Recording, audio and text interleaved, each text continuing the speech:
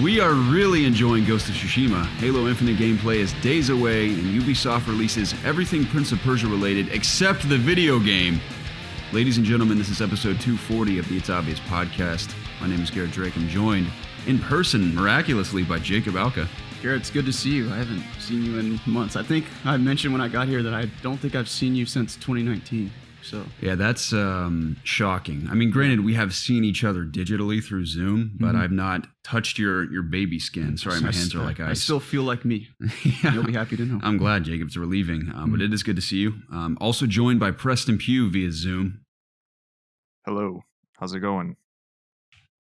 Good to have you back. Doing well. And we are joined by our dear friend from the community, Nolan, joining us via Zoom as well. How are you, my friend? Doing good. Good morning. Happy Sunday. Hope everybody's well. Oh, yeah. Happy to have you. Yeah, happy Sunday to all. Even if you're listening on Monday through Saturday to this podcast, hope you're having a wonderful morning, evening, afternoon, wherever you are. And we're thrilled because on one hand, Ghost of Tsushima is finally here. We're playing it. We're enjoying it, which we're going to get into. And Nolan is officially the second community member to join us on the podcast. First was Sam Harris. Nolan's joining us, so we're thrilled and grateful that we can actually make this happen. And this is something we do want to continue to do as frequently as we can, just because we think it's fun to have you guys join us. But all that being said, we want to hear from you, Nolan. Just tell us about yourself, a little bit about your story, and what brought you to us today. And whatever you feel like sharing, we'd love to hear from you. Yeah, absolutely. Started kind of like any kid playing video games. I was born in 1985, so I started right on the Nintendo, playing Bomberman with my dad, from what I can remember.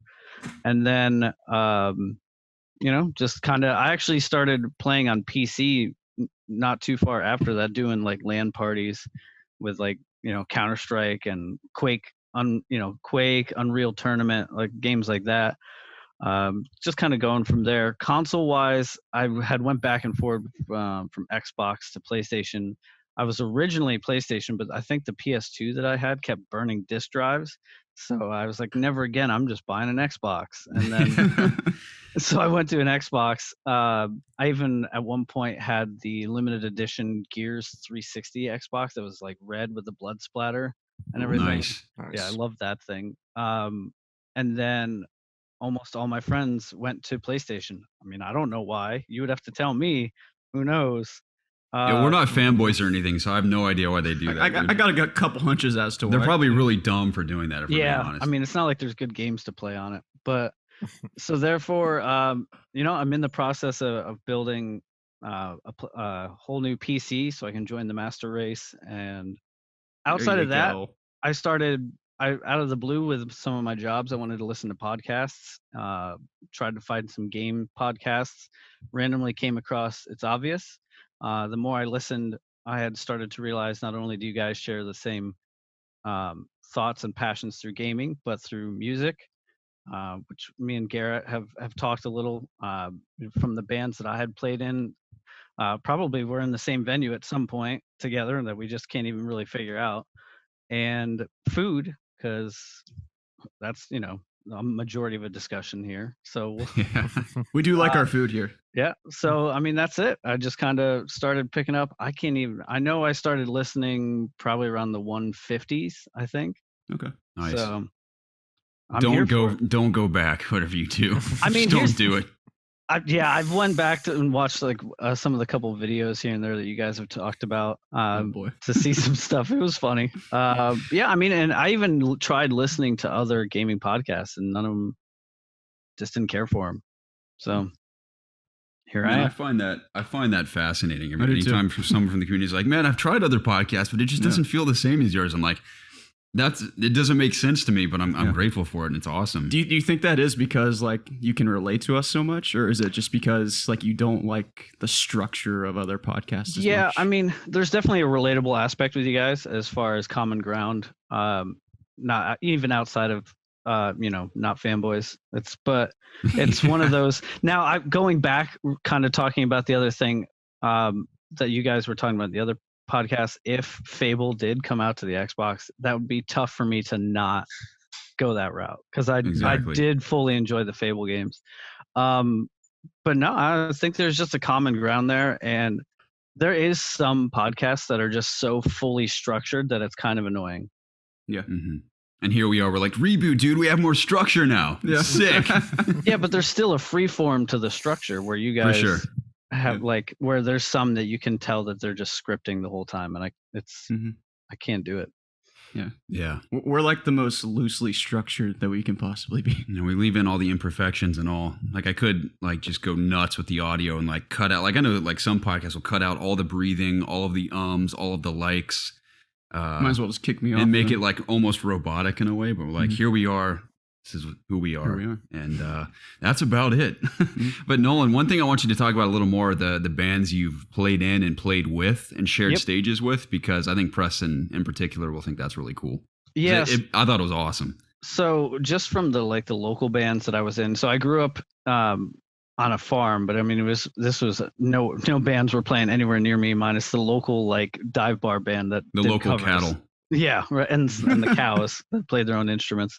But once I got out of high school, I moved to the Wilkes-Barre Scranton area, which is actually in Pennsylvania, which is very influential in like hardcore music.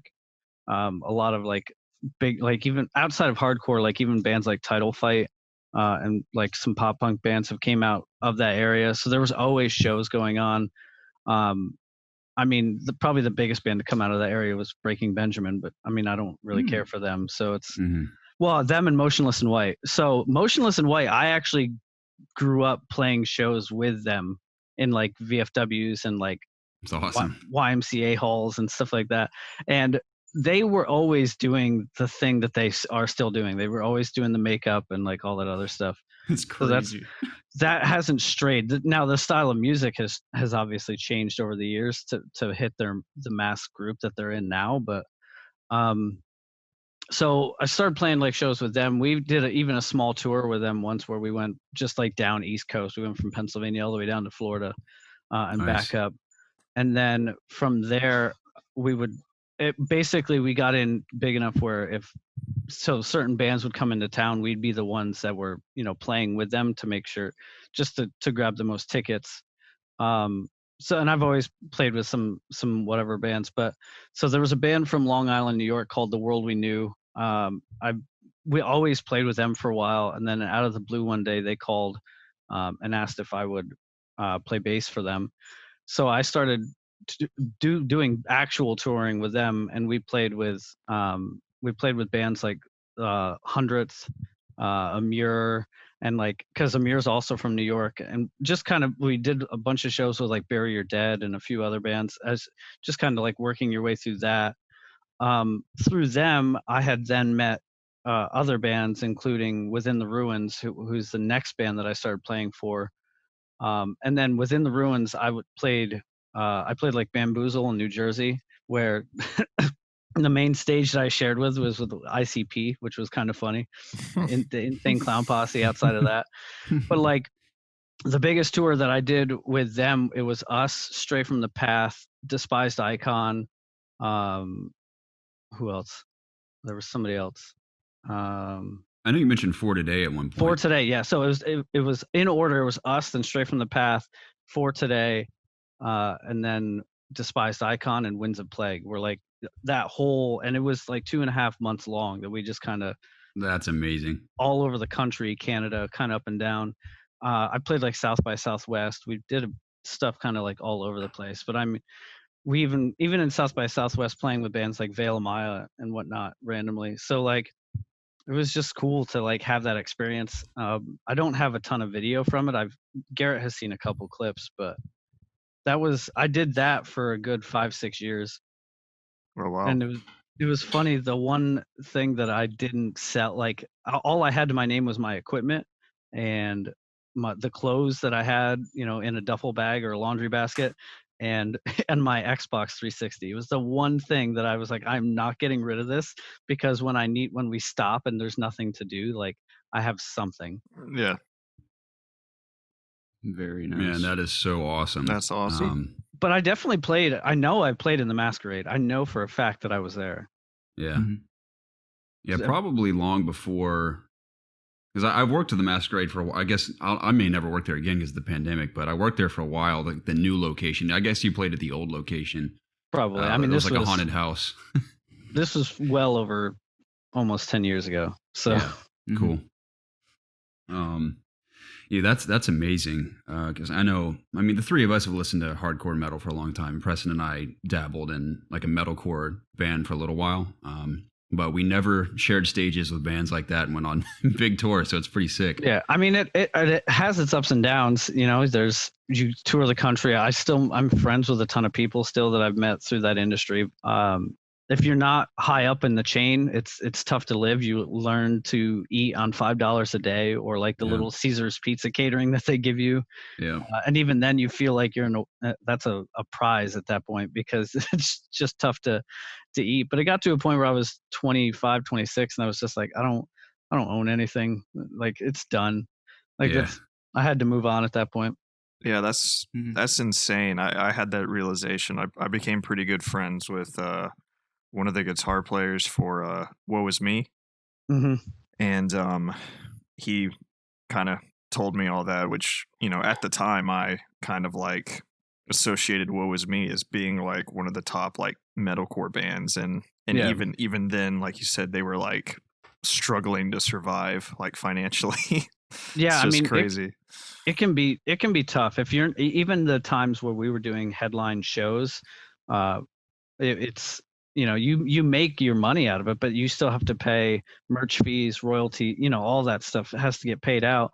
And then if they do a per diem, you know, at the highest that I was at, I was making a few hundred, you know, every couple weeks. But out of all the people in the band, I was the only one that wasn't living with my parents. So I still had bills and whatnot. I just wasn't breaking even really at all.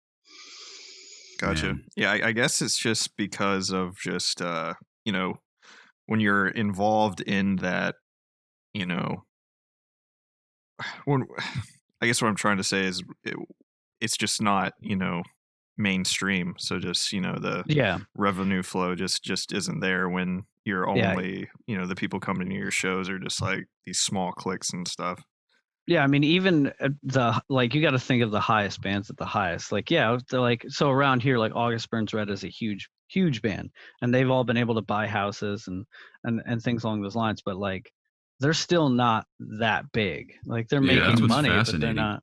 Yeah, you know, unless you're like the top of the charts, Lamb of God, right? Like, it's you're not making that money.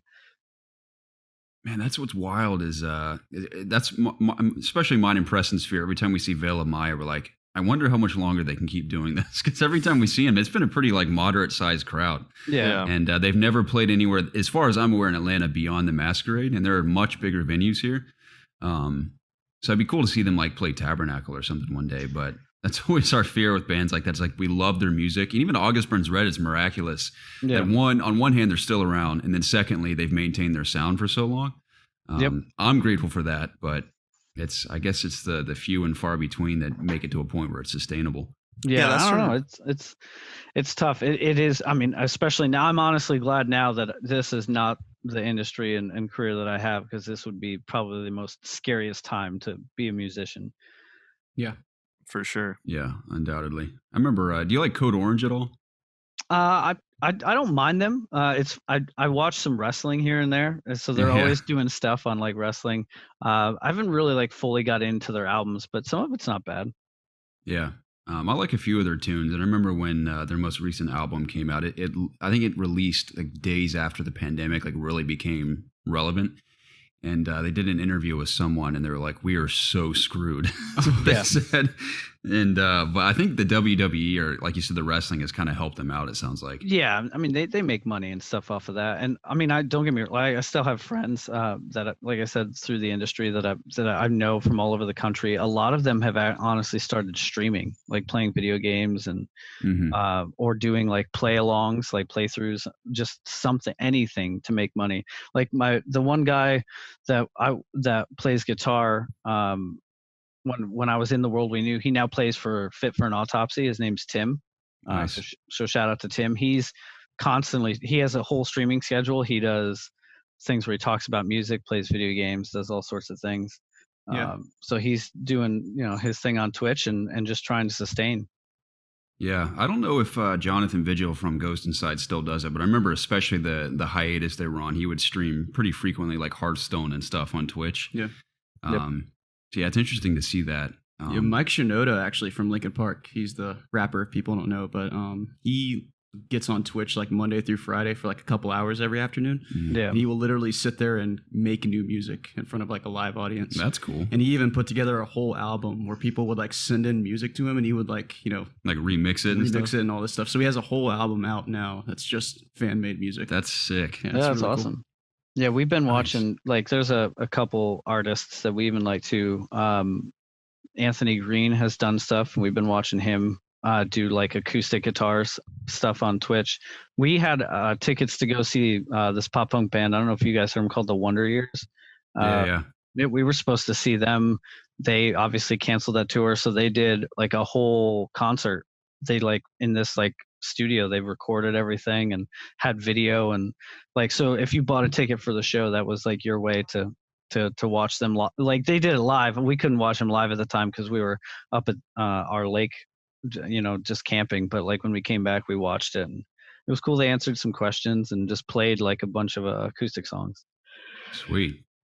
Yeah, I was sad. I was supposed to see August Burns Red again at Tabernacle in Atlanta in March, but they had to cancel that too, which really sucks. Yeah, everything's booked now till 2021. If they can do it, Dude, so I imagine, like, in spite of the fact that you couldn't continue that lifestyle, I'm sure you have some pretty gnarly memories from it. So would you say, like, all the years you spent playing music and touring, like you would say, like, you wouldn't like take that back, like you're glad you did that for a while? Oh no, absolutely not. It was Cool. not a waste of time. I mean, I loved every second of it. I wouldn't. I might redo a couple things a little bit differently, but I wouldn't take it back by any means. It was something that, like, I have friends that still play music that never got to do that, but Mhm. I can say that I did it. And that Yeah. was like Mhm. my biggest jump was I was sitting with my mom, or my stepmom, and my dad at the time, and he was like, "Listen, it's like, you're 19. If you're gonna fuck it up, do it now. If you're gonna really mess up your life and like go into debt or do something, he's like, you're young, go for it now." Nice. So that's why, like, what Preston was saying, like, I hit 25 and I was like, I don't own anything besides Mhm. music equipment. Like, I literally don't own it. Don't have a car, don't have an apartment, don't have this, don't have that. I was just like, yeah, it's like, this is it. This is time to go back. Nice. Yeah. Time to be a human again. Kind of reminds me of the movie Rockstar with Mark Wahlberg. That's a great movie, by the way. I love that movie. He like goes on this worldwide tour, and like at the end, he's like, "I'm just gonna settle down and play acoustic shows in bars." What's crazy is he actually did all the vocal training and stuff for that movie. That's him the whole time. Wow, that's cool. Yeah. Yeah, it's one of those movies that, like, people make fun of Mark Wahlberg for doing. I'm like, I personally love that movie. No, it was great. I mean, there's still times I don't know if it's on Spotify anymore, but that band, all the music was on Steel Spotify. Dragon? Yeah, Yeah. Steel Dragon was on Spotify for a little bit. Yeah, good stuff, man. Well, you're still before we jump into like games and stuff, you're Yep. still working on music today, aren't you? Like, No, for fun? so I sold when I decided to stop. I sold everything that I had music wise because I needed money for an apartment and Oh to wow. furnish the apartment. So I don't own anything music related here. But like my fiance's brother, he has like drums and everything in his house. So like we've jammed like it once or twice. So it does have a thing to get away. And I just haven't bought anything because I was always renting. I was always moving. Outside of music, once I started working again, I started working for this company called Zoomies. I don't know if you guys know them or not, but Mhm. I was with them for almost 10 years, and I moved to 3 different states with that company, just constantly like getting promoted and moving. So I was always moving. I just didn't want to own any of that stuff. But now, like, me and my fiance have a house that we bought and whatnot. So someday I might pick up something again just to kind of have and play around with. But me and my brother to this day, because my brother also, he was the one that got me into music. Me and him want to record an album, just me and him, because he plays bass. and can do vocals, and I play guitar and drums, and I know how to play bass. So like me and him together someday are gonna just write an album for like a couple songs, just to say like Nice. me and him, wrote something.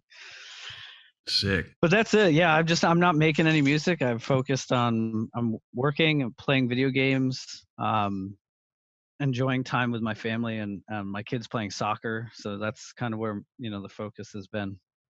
Very Awesome. nice. Dude, glad to hear Nice. it, man. Yeah, thanks for sharing some of that as well, because I think it's just fascinating, and Yeah.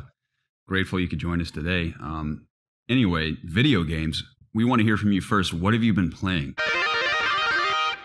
All right. So the last couple weeks I haven't really played anything, but last night I actually sat down and played Rocket League with a couple of my friends. Okay. It's a fun game. It is. To just kind of kill time with. It was they have like a club that I didn't know that they had, but I was part of it, and we call ourselves like the best mediocre rocket players out there. So played that for a little bit. I played a few rounds of Warzone with my friend Nick and Carlos. Didn't really. I'm so rusty because I haven't played it in a few weeks, but got some kills here and there. Didn't get anywhere near winning. And there's honestly added things since I haven't played the 200 mode. I didn't know there was like supply run bounties and like all this other stuff. So I just haven't played it in a bit.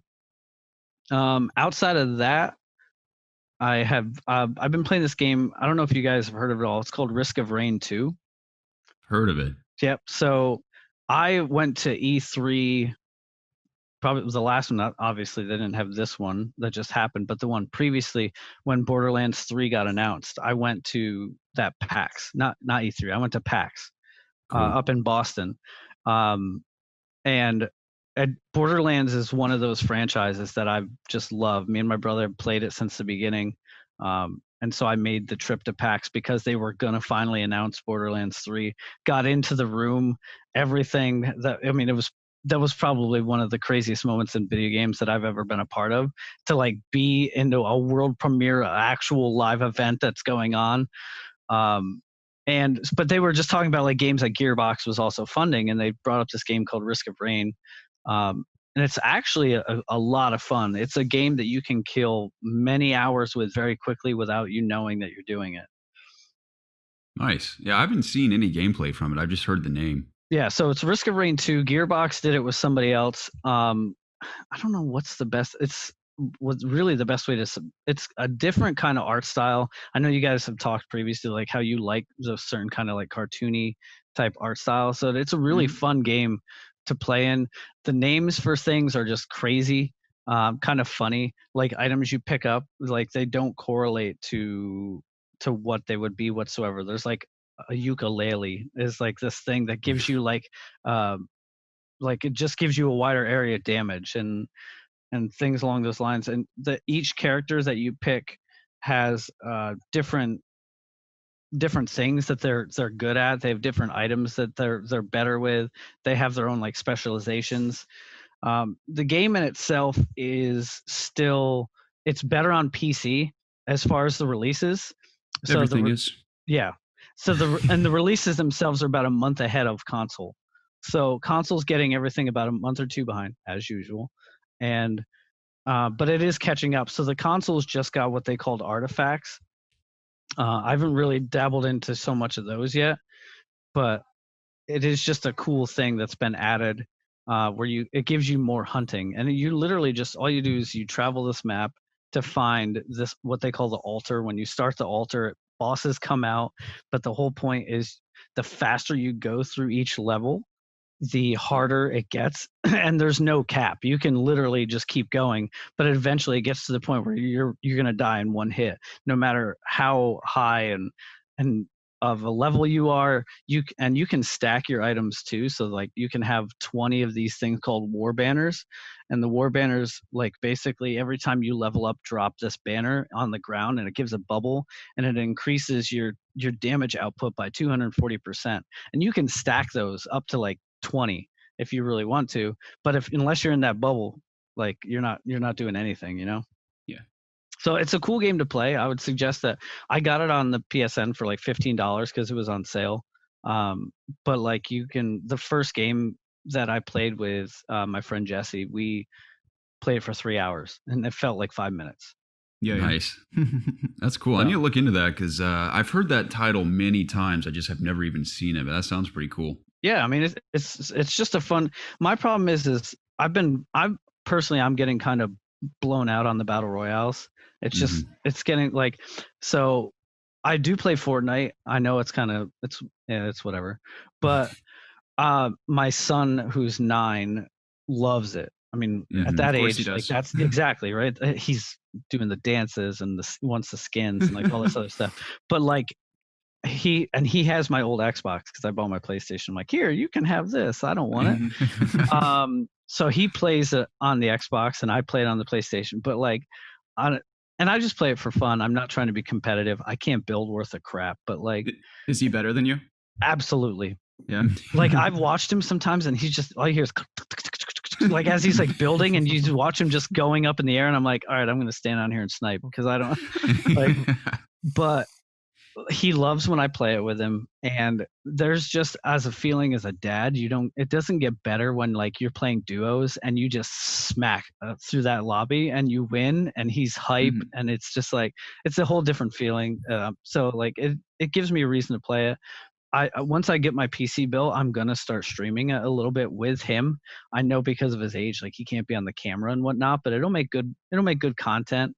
And he wants to get into streaming. He watches people like Ninja and Tim the Tap Man and things like that. Nice. So he like knows about it, and so that's fun. I mean, I just play that casually, but like Warzone, I get really frustrated with very quickly. So I don't know. I'm just waiting for I guess the next game. Really, I'm just waiting for Cyberpunk, but I feel like everybody's doing that. Yeah, we all are. Nice, man. That sounds awesome. I love that too, that you and your son play together. Yeah. That's something I definitely want to do with my own children one day is play games. Yeah. So that's cool. And that's honestly what takes a lot of my time through the week when I do play is it's just I end up coming home from work and like we'll eat dinner and whatnot and I'll play like an hour or two with him. So like now that I switched jobs and I'm working just on Monday through Friday, like the weekends will help where I'll be able to play my own games and kind of dive in. But if I have like an hour or two a night, I'm like, well, it's whatever. We'll play Fortnite, you know? Cool. Man, that's awesome. Sweet. Dude, Jacob, what have you been playing? Is it really going to be a surprise what I've been playing at this point? I'm hoping you have a surprise for us. I don't, unfortunately. Dang it. But I'm almost done with The Last of Us 2. I am pretty sure I'm within like an hour of being done with it. I played a lot on... That's got to be some kind of record, man. When did that game come out again? I don't know. Over a June month something? ago. 3 or 4 weeks ago. That's incredible. Yeah. You played like an hour I've been a doing day. a lot of raiding, okay? It sounds like you've played an hour a day since it launched. Kinda, yeah. But yeah, I'm like really close now, and I just gotta say what everyone else is saying. The game is so sad that it's just like every time that I'm playing, I'm just like, how can this get any worse? And it just keeps getting worse and worse. And yeah, it's just You ain't sometimes done it's a yet, lot. pal. Yeah, I know. I've heard mumblings about the ending, and I'm like, okay. But yeah, hopefully, most certainly, I will be done by next podcast. And I don't know if I'll have like an arena to share my thoughts on the game, but without like spoiling things. But I have Dude, really 30 enjoyed it. days after launch, I think we can do a little like spoiler warning, just let you go at it. 'cause Yeah. Goodness gracious. Maybe we but- can do it at like the end or something. I don't know. But I am really excited for Ghost of Tsushima. I plan on picking it up on my drive home from here. Excellent. So Hey, there you go. We'll be jumping into that tonight, hopefully. So that'll be fun. And other than that, just been raiding. And you know what the most frustrating thing about raiding, Garrett, is when you raid for like 2-3 months straight and you kill the same boss every single week and you need a weapon that he drops. Mhm. And not only do you need that weapon, but you need it twice because you have 2 hands. You need to hold it in both hands. It doesn't give you, like, if He you're hasn't a dropped it. rogue, you can't equip the same weapon in both hands because it's like Well, you can. constant dual wielding. You can. Okay, Like but that's, you rogues have are to one of get the 2 classes of them. that can dual wield. Okay. But I need 2 of that weapon because it's the best weapon for my class. Okay. And it hasn't dropped from this guy one time. And it hasn't dropped for anyone in the raid that can also have it drop for them one time. How many times do you think you've done this raid? I've killed this boss once a week for like 2-3 months. That's the only thing that I don't have from the raid. So I have to keep showing up every week, hoping that I get at least one of these weapons so I can do more damage. Is the raid at least enjoyable? It is. It's a lot of fun. Okay. And it's like, it's like one of those guilds where like bantering the whole time and everyone's talking shit, it's a good time. And everyone's like making fun of me because I don't have my weapons You're the big yet. idiot without the weapons. Yeah. And like there's another rogue in my guild that also like got one drop of the weapon. So he's like giving me a hard time. He's like, oh, you're never going to get it. And I'm like, I know I'm never going to get it because I hate this game. Man. But I'm still playing and, it's aggravating. But I got a new mount this week. I got a thing called the Corpse Eater. And let me tell you about Corpse this. Eater, huh? Yeah, it's called the Corpse Eater. It's like a little larva bug. You can ride this thing. Yeah, it's like this little beetle almost. And you just hop on its back, and it's a little wings. It's like, does it fly? Oh yeah, that's amazing. Yeah, it's a flying mount. But yeah, I'm just flying around like the deserts of Uldum, and I'm just buzzing around on this little bug. The Corpse Eater. But I don't have my weapon, but I do have a little flying bug, which I'm that's a major silver lining, Jacob. Yeah, I'm glad you have your little insect. That's the silver lining for sure in that whole situation. Next best thing. I mean, don't get me wrong. I'd much rather have the weapons, but you'll take what you can get in World of Warcraft. Exactly. Yeah. So the game just does everything it can to not give you what you want. Yeah. So you would think that I would stop playing because of that, but it just makes me want to play more. Well, Jacob, your diligence and dedication is quite admirable, and I trust that in time you will be rewarded for your efforts. I'm losing hope. Don't lose hope, Jacob. Stay in the fight. You know, an image that always disturbs me. What is it's a cartoon that has to do with perseverance, but it's a man, like a miner, digging through a tunnel, and you can tell he's been digging for miles and miles and miles, and finally he's within like a foot on the other side of this wall is like the gold he's been searching for, but he just turns back because he's like it's never gonna happen, but he's like right there. Yeah. Every time I think about that image, I'm like, just keep going. Yeah. Don't give up. How do you know? Especially if you know it's something worth pursuing. In your case, these exceptional I could have blades. very easily just not shown up one week and they could have dropped that week, Exactly. That's what I'm saying, Jacob. That's why if it means that much to you, do not give up. These weapons in this virtual game mean so much to me. Exactly. So this thing, you got to reflect on this too. This is how you know if it's worth it. Imagine you're holding these weapons. How do you feel? I feel so good. How long is that feeling gonna last? Forever. You sure about that? No. Because then the next raid you're comes going to want the next raid, the next drop. So yeah. So as we know, that's going to be a temporary reprieve. But, Jacob, if that brings you joy for a couple of weeks, if anything, why not?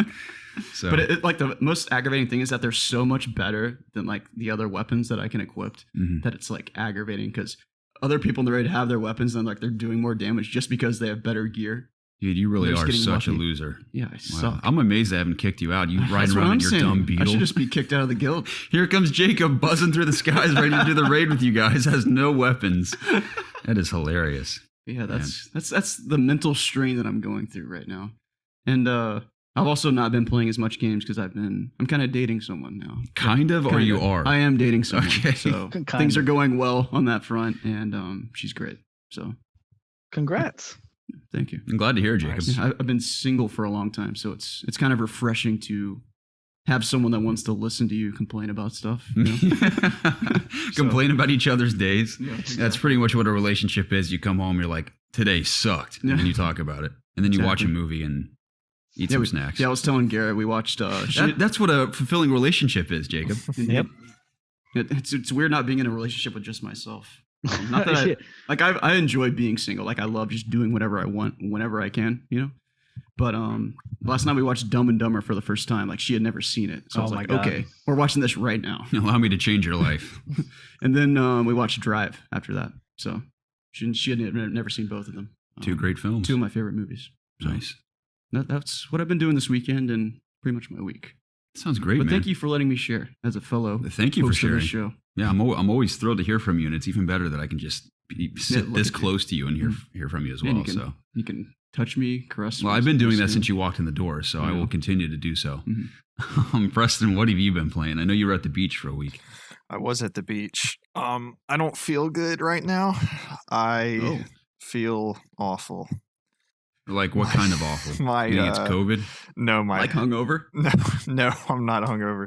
My head's killing me. My stomach is hurting so bad. I don't talk about it a lot. Garrett knows. I pretty much like food wise track literally everything I eat, and I've been doing that for like over a year now. And the past 3 days, I was like, man, I'm on vacation. Like, I'm just gonna just eat whatever I want for 3 days. So like, I didn't even think, and I just ate literally whatever I wanted for 3 days. Like, if I was hungry, just eat. And I feel like death. Horrible decision. I'm not doing that again. Like, so I just completely like threw everything out of line in my body. Like, my body is crying for help. So not doing that again. But yeah. Did you have any T-Bell?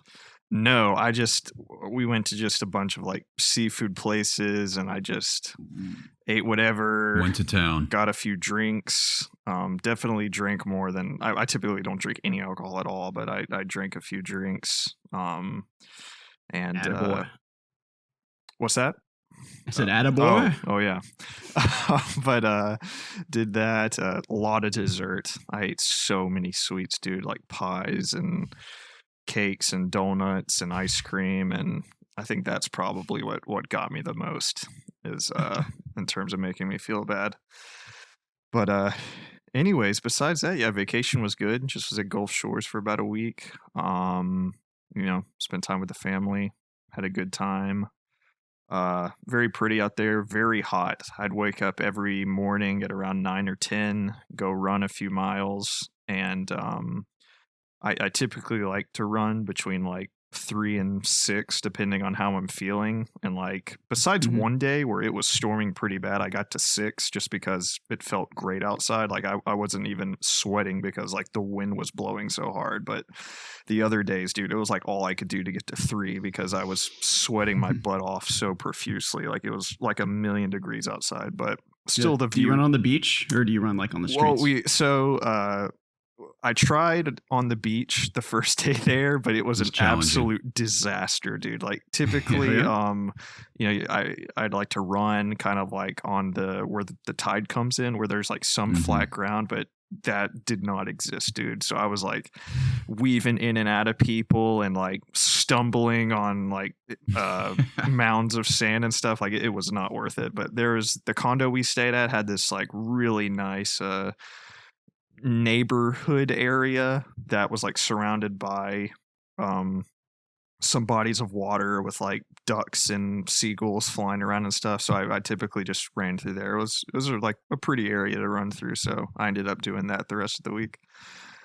Yeah, so I did that, did beach stuff. But yeah, in terms of video games, my goal this week, video game wise, was to platinum The Last of Us 2, and I did that. Yeah, I just sat down one night, just knocked out all the collectibles, and man, like just playing through that. Here's Zelda. Hey. Hello. Yeah, dude, picking her up from the vet yesterday was amazing. Like, she like lost her mind. That was the first time I had her like boarded up somewhere. And she did not like it, so hopefully won't have to do that again. But anyways, yeah, just knocked out the remaining trophies, and dude, I ended on perfect trophy, which minor spoilers here from like the first 2 hours of the game, but there is a secret trophy where during the flashback sequence with Joel at the museum, where you actually put the hat on Joel's head that you find. So you put it on 3 of the dinosaurs, and then the final time you take it off, you can put it on Joel's head. I got that one. Nice. Yeah, and it's just so cute where she's just like it's my birthday, like you have to do what I say, and she like punches him in the arm, and she did that, and I got the platinum, and I was like, that was the perfect one to end on right there. Yeah. That's awesome. So nice. It's kind of funny that you've platinumed it now, and I still just can't get through the game. Yeah. I'm pathetic. It's funny too. He's platinum, and I had the game 2 weeks before it came out, and I still haven't done that. Really? Yeah. It's a really easy game to platinum. Like especially like if to find the collectibles and stuff, I didn't even look up a guide. I just turned on the I messed with a few of the accessibility settings where you can actually send out a sonar ping that will detect objects. At least that, submarine mode. yeah, exactly. The objects that you can like interact with. So you can just ping that and then run around and pick up the collectibles. So that made it, really easy.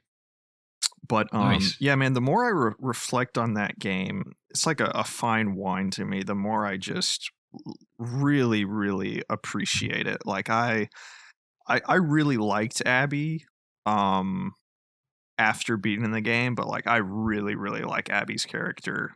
Just as weeks go by, I just like appreciate her more and more. Just kind of like, like playing through it again, just like going through it, seeing stuff again, just thinking about it. I just like it, more and more as time goes on.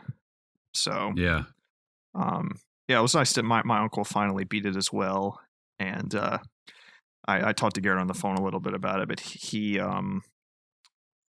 initially beating the game, he like really didn't know what to think, which is completely understandable. Like I think a majority of people are kind of in the same boat after that game, but so it was nice to kind of talk to him throughout the week, just to, as he kind of thought about it, and listen to him kind of like flesh out how he felt about it throughout the week. So that was cool. So yeah, little side note as well. So as I'm getting the final trophy, I get an email or a text from my credit card saying that if I'd approved a $40 purchase on PSN. And I'm like, what? I did not approve that at all. Like, I'm literally just playing The Last of Us. And then I thought, I was like, oh, well, maybe it was my auto renewal for my, subscription. And then I thought as well, it's like, I'm on the 3-month plan, which I keep forgetting to get off because, I'm spending too much money doing that. And that's $24.99. So I'm like, what the heck is the $40 for? Yeah, I think I'm on the same thing myself. I probably should change that. Yeah, it's like so much cheaper to just buy it at one time. So I go to my emails and I see that I have 3 charges on PSN. One for Pro Evolution Soccer, one for Crash Bandicoot Insane Trilogy, and then another for Crash Nitro Kart. And I'm like, what in the world? Like, I didn't buy the soccer game, and I already I already own the other 2 games on like discs, so like I didn't buy those either. So I'm just like staring at my email. I'm like, I think somebody like stole my account. So I do my text back with a no. So it gives me a number to call, and I like freeze my credit card, and I open up a dispute saying that I didn't make these charges and stuff. So I'm like, man, whatever. So I get back to playing the game, and then I get another email from Sony saying that my sign-in email has been changed to another email. So I'm like, holy crap, dude, like somebody hacked into my account and now they're changing my sign-in information to theirs so they can get access to it. So I'm like freaking out. So thankfully I'm able to like reset my password. I change everything. I take all my credit cards off my account. Then I enable 2-step authentication and stuff. So everything's fine. But I think I got onto the hotel Wi-Fi and like somebody snagged my account from there somehow. Man, that may have been exactly what happened. Yeah, pretty sure that, because my dad also had to work as well from there, which my dad's a principal, and all the COVID stuff, dude, he like was working all week like trying to figure out that stuff. It sounds like absolute chaos. I can't even imagine. Yeah, it's insane. But anyways, he had to sign his laptop onto the Wi-Fi, and he was getting all these emails about like Amazon charges and stuff, which they were fake because they were checking their accounts. But anyways, yeah, that email at the hotel, people were definitely messing with stuff on there for sure. Interesting. Yeah, but anyway, besides that, platinumed it, downloaded Ghost of Tsushima, and I've only played like 2 or 3 hours of it, so I really can't say too much. But so far I'm really liking it. The combat is super basic for me right now. I just opened up Water Stance, which is, effective for taking on shield users. But even with just the stone stance, the default stance, I'm still having a lot of fun with it. Just, dodging and parrying and stuff like that. And the world's gorgeous, obviously. The environments are probably the best of any open world game I've seen. Like the Golden Forest and stuff is just absolutely breathtaking.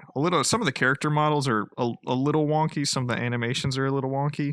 So I think I'm gonna have to let Zelda out. She's losing her mind in here. I'm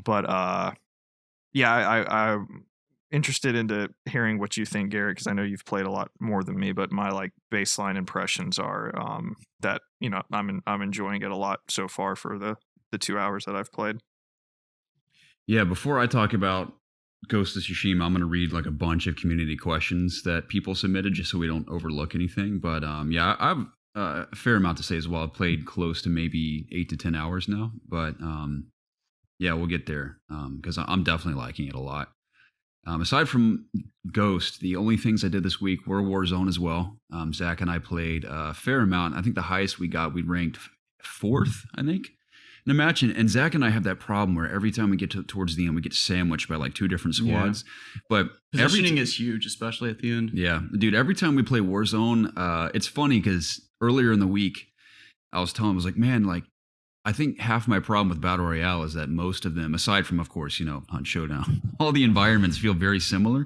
I was like, man, Warzone's map doesn't feel very inspired to me. It just reminds me so much of PUBG. Yeah. But every time I play Warzone, I'm seeing a different part of the map that I had no idea was even there. And I'm like, okay, there's actually a lot more creativity and thought put into this than I thought. Yeah. And every match I've played, I've seen more parts of it. I'm like, this is amazing. And the coolest experience I've had, I think I may have told Preston about this. I can't remember. Does she need to go out, Preston? That wasn't even me. No, that was me. That was over here. Zach and I were playing and we were like in this courtyard at one of those buy boxes and he got sniped by someone on a rooftop of a hospital and he was like, crap, I'm dead. So I was like, oh no. So I dart into the lobby of the hospital and this hospital is specifically designed to look like a horror film or something. It feels like right out of Resident Evil. So I get in there and I hear there's like 2 different squads in this building, like on top floors. I'm like, oh crap. So I go into total Sam Fisher mode and I had a silenced SMG on me. Mm-hmm. So I traversed this staircase on these floors and had like 3 epic stealth battles going up this hospital. And I kill 3 squads in the way. I'm like creeping around corners, hiding behind cubicles and like abandoned offices, like dark lighting and like red ambient lighting from like the emergency signs and everything. Yeah. It's just like straight out of like lights flickering. It's like straight out of a horror movie. I finally get to the rooftop and those 2 snipers are still up there. Sneak attack both of them, parachute down, and then I had enough money that I collected traversing the hospital and revive Zach and he flew back down and we carried on. I'm like, that was the coolest Warzone experience I've had. That's epic. And when we landed in 4th, we were on the side of a cliff, which was so cool. There's this giant dam on like the northern part of the map. Mm-hmm. And it's amazing, like all these buildings have these giant structures that you can go in and out of. And we had like hidden in this stairwell of this dam for like 20 minutes and like set all these booby traps and stuff with C4 and no one ever came in. But finally we had to run across this dam and we're like sprinting across and you see the whole map out like from the north end all the way to the south. And there's like 10 squads left. It was just amazing to see all that from that view. Isn't there like a frozen lake like you can see? I think so. That's amazing. I still haven't seen all the map, but yeah, there is if you have the dam, like the dam is basically in 3 sections. At the top of it, there's like that white, not white. It's like a yellow and red building that has one of the big Bertha trucks that's in it. Yeah. And you can go across the top of the dam, but on the back side of the dam and the front side of the dam is frozen water, and then even below that there's like another building that has a helicopter. But there's like a factory and then the helicopter's on top of that. You can spend a good half hour just running through that whole area. Yeah, that's what blew my mind. I was like, there's so much to this map. Mm-hmm. And we wound up dying on the side of a mountain, but it was so cool to have this big mountain battle where we're literally like basically hanging onto the side of a cliff. And it was just really cool. So every time I played that, I'm like enjoying it more and more and more. Yeah. So it's been good. But I told Nolan next time Zach and I are on, we'll have to hit him up and get a third because it's typically just Zach and I taking on the world. And it usually ends badly for us. Garrett, Go ahead, Preston. I just did want to kind of plug in here really quick. I did see that I know you brought up Splinter Cell, and I know it's probably not a part of the news, but I saw an Italian interview where the guy that does the voice for Sam Fisher, the new guy? Or no, not the new guy, like one of the guys that does like the Italian dub of the game. Oh, okay. Said that he has done the voice for another Splinter Cell game that's supposed to come out in next year. So I Interesting. don't know if he's full of crap or not, but I did Okay. I did see that the other day. It's probably the same guy that told me the Prince of Persia Sands of Time remake is coming out. Or is he talking about that mobile game that they talked about at Ubisoft Forward? That He could that be, Sam Fisher's maybe. in? Yeah. Man, how unfortunate would that be? Man, so sad. The only other thing gaming-wise I did this week, which is both awesome and hilarious at the same time, is I reviewed the Razer Huntsman Mini keyboard. It's Razer's first 60% form factor keyboard. Very similar to the Huntsman Elite model I have, but it comes in 2 versions. It has typically really just the switches. I mean, the mini keyboards, if you've seen them, it's very similar. It has the standard bottom row. All the 40% of the keys they removed have like their secondary functions on the other keys that you can access by holding the function key. So it's a full operating keyboard just condensed into a 60%. I don't know if you can see it over there, Jacob. Yeah, no, I remember you like taking a picture or something of it. Yeah. I don't know. I saw something that you did, and I saw a picture of it. Mm-hmm. But it basically just got rid of the number pad, right? Yeah, pretty much that, and like the top row and everything. Like if you compare it to the other one I have, it's much smaller, but I love it. It's great. I gave it a 9.5 out of 10. So I really had no complaints. The only thing that I didn't even really say it's a bad thing for me, but for people that intend to like travel with their keyboards, I don't know how often people do that. You cannot store like your custom RGB settings onto the board itself. You can only access that through Razer Synapse. Mm-hmm. And in order to do that, let's say like, oh, I'm going to travel to, I don't know, Richmond, Virginia, which I actually did do this past week. That's my example. I want to go to Richmond for a week and work, but I'm going to take my keyboard because I may have time to like play a game or something. You couldn't just plug it in and like, oh, my lighting settings are here. You'd have to download Synapse on like another computer, sign in, and then you can access them. Mm-hmm. You can still store like your profile on there. So like Synapse recognizes it and everything. And there's like stock lighting settings that you can pull up on the fly anywhere. But as far as your custom settings, you can't access those. That's the only thing I took points off for. Yeah. But the funny thing is about this keyboard, I did like a live, like I did a written review and then I did like a general impressions video for COG. And before receiving the unit for review, I was asked, which version do you want and which color do you want? So I had the choice between Mercury or black. I selected black. And I also had the choice between the clicky linear switches, which is what the Huntsman Elite has, or the second gen linear optical switches, which is like the laser version that are much faster and significant. And this is the second gen switches now. So they're brand new and they're much quieter than the clicky linear ones, especially last generation's optimal switches. But anyway, I selected second gen switches and black. So the unit arrives and it's white. So that should have been my first red flag that I'm not getting what I asked for. So I'm like, oh, okay, whatever. Like, it's fine. So I reviewed the unit, and prior to reviewing it, Razer did a presentation for us and showed us the difference in decibels of the previous generation switches and then the new generation. And it was night and day. I'm like, that's amazing how much quieter they are. Mm-hmm. So I'm under the impression that I received I filled out a questionnaire for the review unit. So I'm under the impression that I received what I asked for. So I reviewed this keyboard and I do a sound test in the video. And it's funny, like I think it was like a mind game, you know, like you'll like something will be in your mind and like it'll trick you into thinking you're like experiencing something. Yeah. So I'm doing the sound test between my Huntsman Elite and then the Mini, like the sound test. And while I'm doing it, I'm like, man, these keys sound like really similar. Yeah. I'm like, it's weird.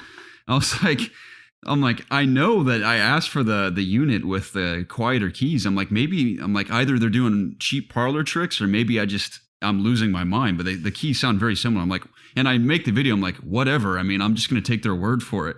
So I upload this video. I'm like, yeah, so I reviewed the unit with like the new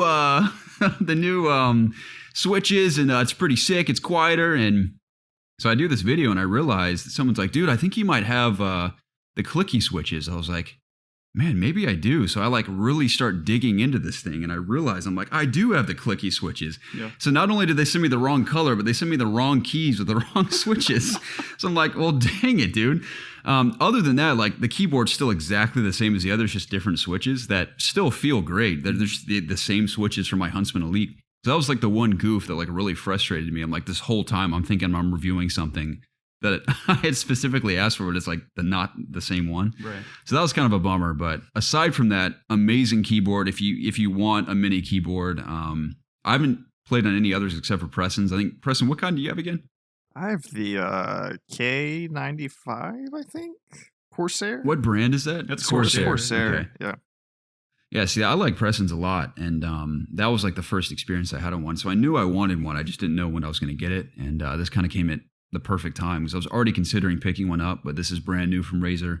And if you can, I mean, I know the clicky linear version is available now, and then the linear optical second gen switches will be out in August. No specific date yet, but sometime in August. And that one's $129, and the clicky linear is $115. So I'd say like wait till August and get the new one if you're gonna wait, or if you're gonna pick one of them up. But killer keyboard, grateful to have reviewed that. So that was the bulk of my week. Warzone, that keyboard, and old Tsushima. So before we get into that, I'm gonna read some community questions. There's a few. I'm just gonna read them all together because they all kind of touch on different subjects that I'm certain we will cover as we're talking about it. But first one comes from Glowstone. She writes in and says, "Hey fellas, before my question, I want everyone to know that you have the perfect combination for a podcast. Man, I can't read this. Very handsome fellas. Oh, wow. Thank you. Which everyone likes. Talking about video games, which everyone likes, while being funny and having inside jokes from your past that people who listen regularly get to know and possibly relate to, which everyone also loves." Wow, thank you, Glowstone. Why aren't you more popular? Probably because we have never marketed ourselves or tried to grow our audience beyond sharing on social media. But we appreciate the love and support. She says it brings a tear to my eye. But the question at hand, did The Last of Us 2 live up to your personal hype? Regardless of the butthurt fanboys say about the game.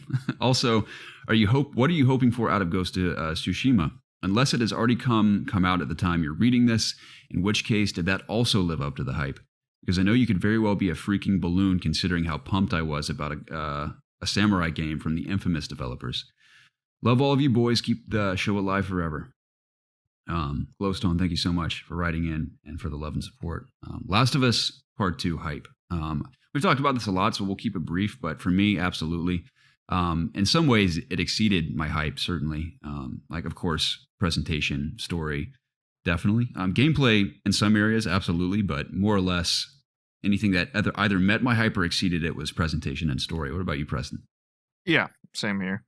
I definitely, I've talked about it too. I just talked about it in my impressions, just how, like I said, it the more I kind of like sit on it, the more I like it. So yes, it met or exceeded mine for sure.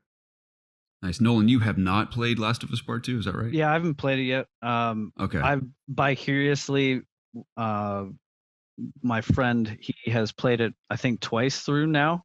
Cool. I was here when I didn't really watch him play it because obviously I don't want to ruin it for myself.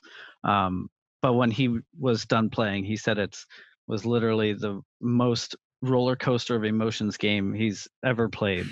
So I will be playing it. I just haven't gotten to it yet. Nice. Have you played the first one? Yeah. Cool. So I'm just didn't get into the second one yet. Have you been spoiled on anything for the second one? Nope. He made sure, like I maybe watched him play for like a couple minutes, but it was just like while he was fighting, nothing too crazy. Okay. Or like when he found like a cool weapon, he like showed me. But other than that, I don't really know anything from the story. Gotcha. Yeah. Don't get spoiled. Yeah. Yeah. It is so worth going into not knowing anything. Yeah, and I mean, I did the same thing even with the first game. I honestly, to the first game, I mean, I know you guys have talked about it and the second one's out. So there's some linearage that goes to that, but I still don't really even know the ending for the first game. I've managed to like kind of bypass that because I'm slowly playing through that. Oh, so you're actively playing it? Yeah. Okay. Oh, wow. But Interesting. I'm so far behind. Like, I mean, everyone's playing the second one, so I mean, that's yeah. But no, I mean, I picked the first one up probably a couple years ago, and I just had it to just have it. Like one of my best friends, it's also his favorite game, but he was like, it's $20, you might as well buy it. So I bought it, and then I just now with the second one coming, obviously out, I was like, well, this seems relevant to play this now. So, and like I said, I'm at this point, I'm just waiting for Cyberpunk, so I'm going through backlog games. Cool. Nice, Ed. You're in for quite a ride. That's cool too that you're playing the first one so close to, or I guess with the second one being out. I don't know I wonder if you'll make it to the second one prior to Cyberpunk, but I mean, you're in for it's quite the roller coaster, like your friend I said. feel Hopefully. I feel like the second, I'd be interested on how like some of the story beats of the second one hits if you just play the second one right after the first one and you don't sit on the first one for 7 years. Yeah. I'd be interested to see how that kind of how impactful it would be. It'd be interesting to hear about. You know, that was funny. We were talking. I don't even know why I mentioned this to Garrett last night, but I didn't say. I just a couple weeks ago beat Red Dead Redemption 2 for the first time. Okay. But that was like, Nice. and so like I said, we started going through backlog games, but I didn't have that game spoiled for me either, and I stopped playing it for a full year. But Wow. I just beat that a couple weeks ago, and that was a great game. Oh yeah. And there's still like I own. So this is where I'm being probably a little, I don't know what the word is for it, but I own God of War. It's still packaged. It's still. Dude, you are at the perfect place in your life to play that game right now. So here's the thing. I only have a PS4. I don't have a Pro. I don't have whatever. So even when playing Red Dead Redemption, I felt like there was a helicopter next to my TV about ready to take off. I have a 4K TV, but I'm purposely waiting to play God of War till the 5 comes out. Okay. Like, I want to see it at its most. I don't want to see it while hearing a PlayStation try to explode at the same time. Yeah. Yeah. Well, the Pro is loud too. Yeah. So that's what I'm just waiting for. 5 won't be. Once I get the 5, I'm gonna play it on that and let it, run its course. Yeah. Cool. Yeah, dude. Especially with you with a son at 9 years old. At 9. I really think that game's gonna resonate with you for sure. Yeah, I mean, I'm excited to play it, but I'm literally holding out until the new console. I just don't want to even, because the way that even with the regular PS4 and my TV, if I try to turn on like the HDR and all that other stuff, it struggles. It's rough. Man, dude, that's a good call. Waiting for PS5. Yeah. So I'm sure that's going to be awesome. I look forward to hearing your thoughts on that when you play it, especially. Yeah, no, I mean that's where I'm at. Like, there's like, even kind of like what we talked about the other night. Like, I Borderlands 3. I need to go through the DLC, and I haven't even played Spider-Man. I know you've talked so much about Spider-Man.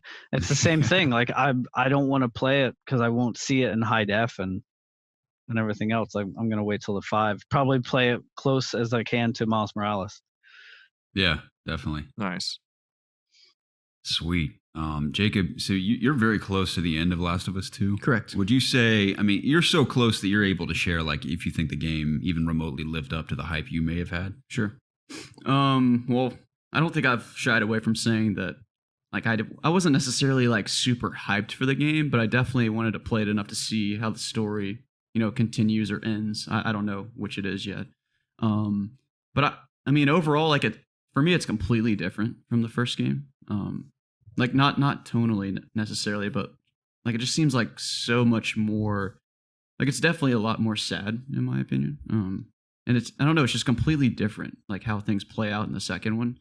And I don't want to necessarily say that I'm like disappointed, but like you like have ties to characters that you really appreciate in the first game, or or like you learn things in the second game that like kind of take away from the first game, maybe in some ways, and like maybe you're disappointed in those ways. But I think the second game also like does a really good job of introducing new characters and giving you reasons to care about those characters. So I'm kind of like, I'm a mixed bag at this point. Like, I'm happy and I'm unhappy about just certain things, and I don't really know like which way I'm more leaning towards right now. I think overall I'm enjoying it a lot, and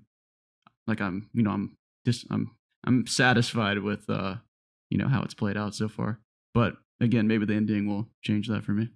Yeah, I'm very excited to hear your like final thoughts toward it. So, because Preston and I we had some critiques, but more or less praised the game. So I'm very interested to hear how your thoughts differ from ours. Yeah, I'll be sure to like record some thoughts that I want to touch on, just overall thoughts on the game, so we can have some decent talking points. Cool. What would you say the chances are of hearing your thoughts next episode? Oh, 100%. Okay, cool. Yeah, I'll get through it, I promise. Man, if you didn't beat it by next episode, I'd be like, you must be playing 5 minutes a day. Yeah. So looking forward to that. Other questions about Tsushima before we get to talking about it. Sam Harris writes in and says, "Greetings, gaming overlords. Just want to say that you guys are awesome. I had an encouraging chat with Garrett this past week, and I'm so happy to have found this community. Sam, likewise, brother. Always a pleasure getting to talk, and grateful for your continued support." He says, "Here's my question.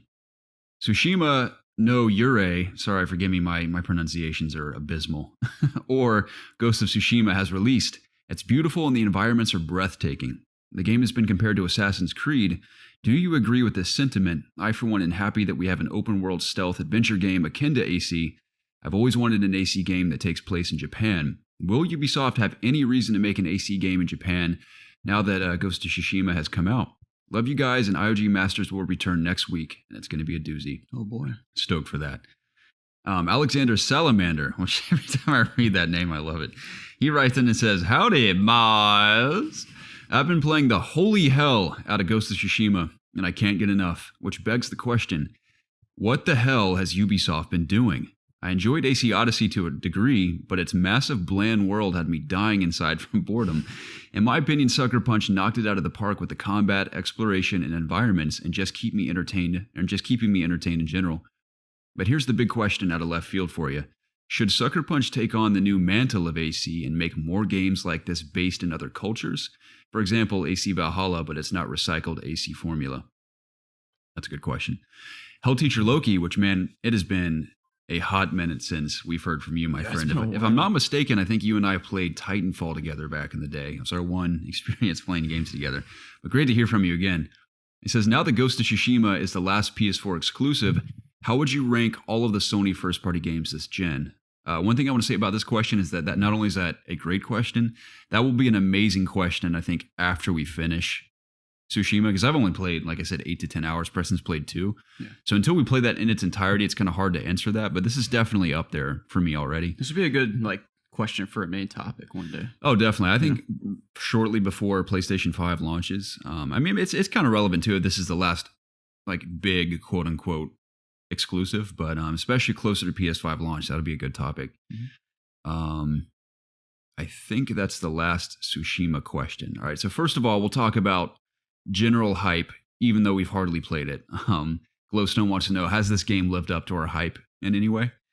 For me, like I said, I've hardly played, same for Preston, but so far visually it has exceeded my interest, because I remember just not only from the initial reveal demo, but also the state of play we saw. I was like, my goodness, this game looks absolutely gorgeous. And when you play the game and actually experience it running in real time, it is unbelievable how pretty it is. And that's what's amazing. I think a couple outlets have made this exact same point.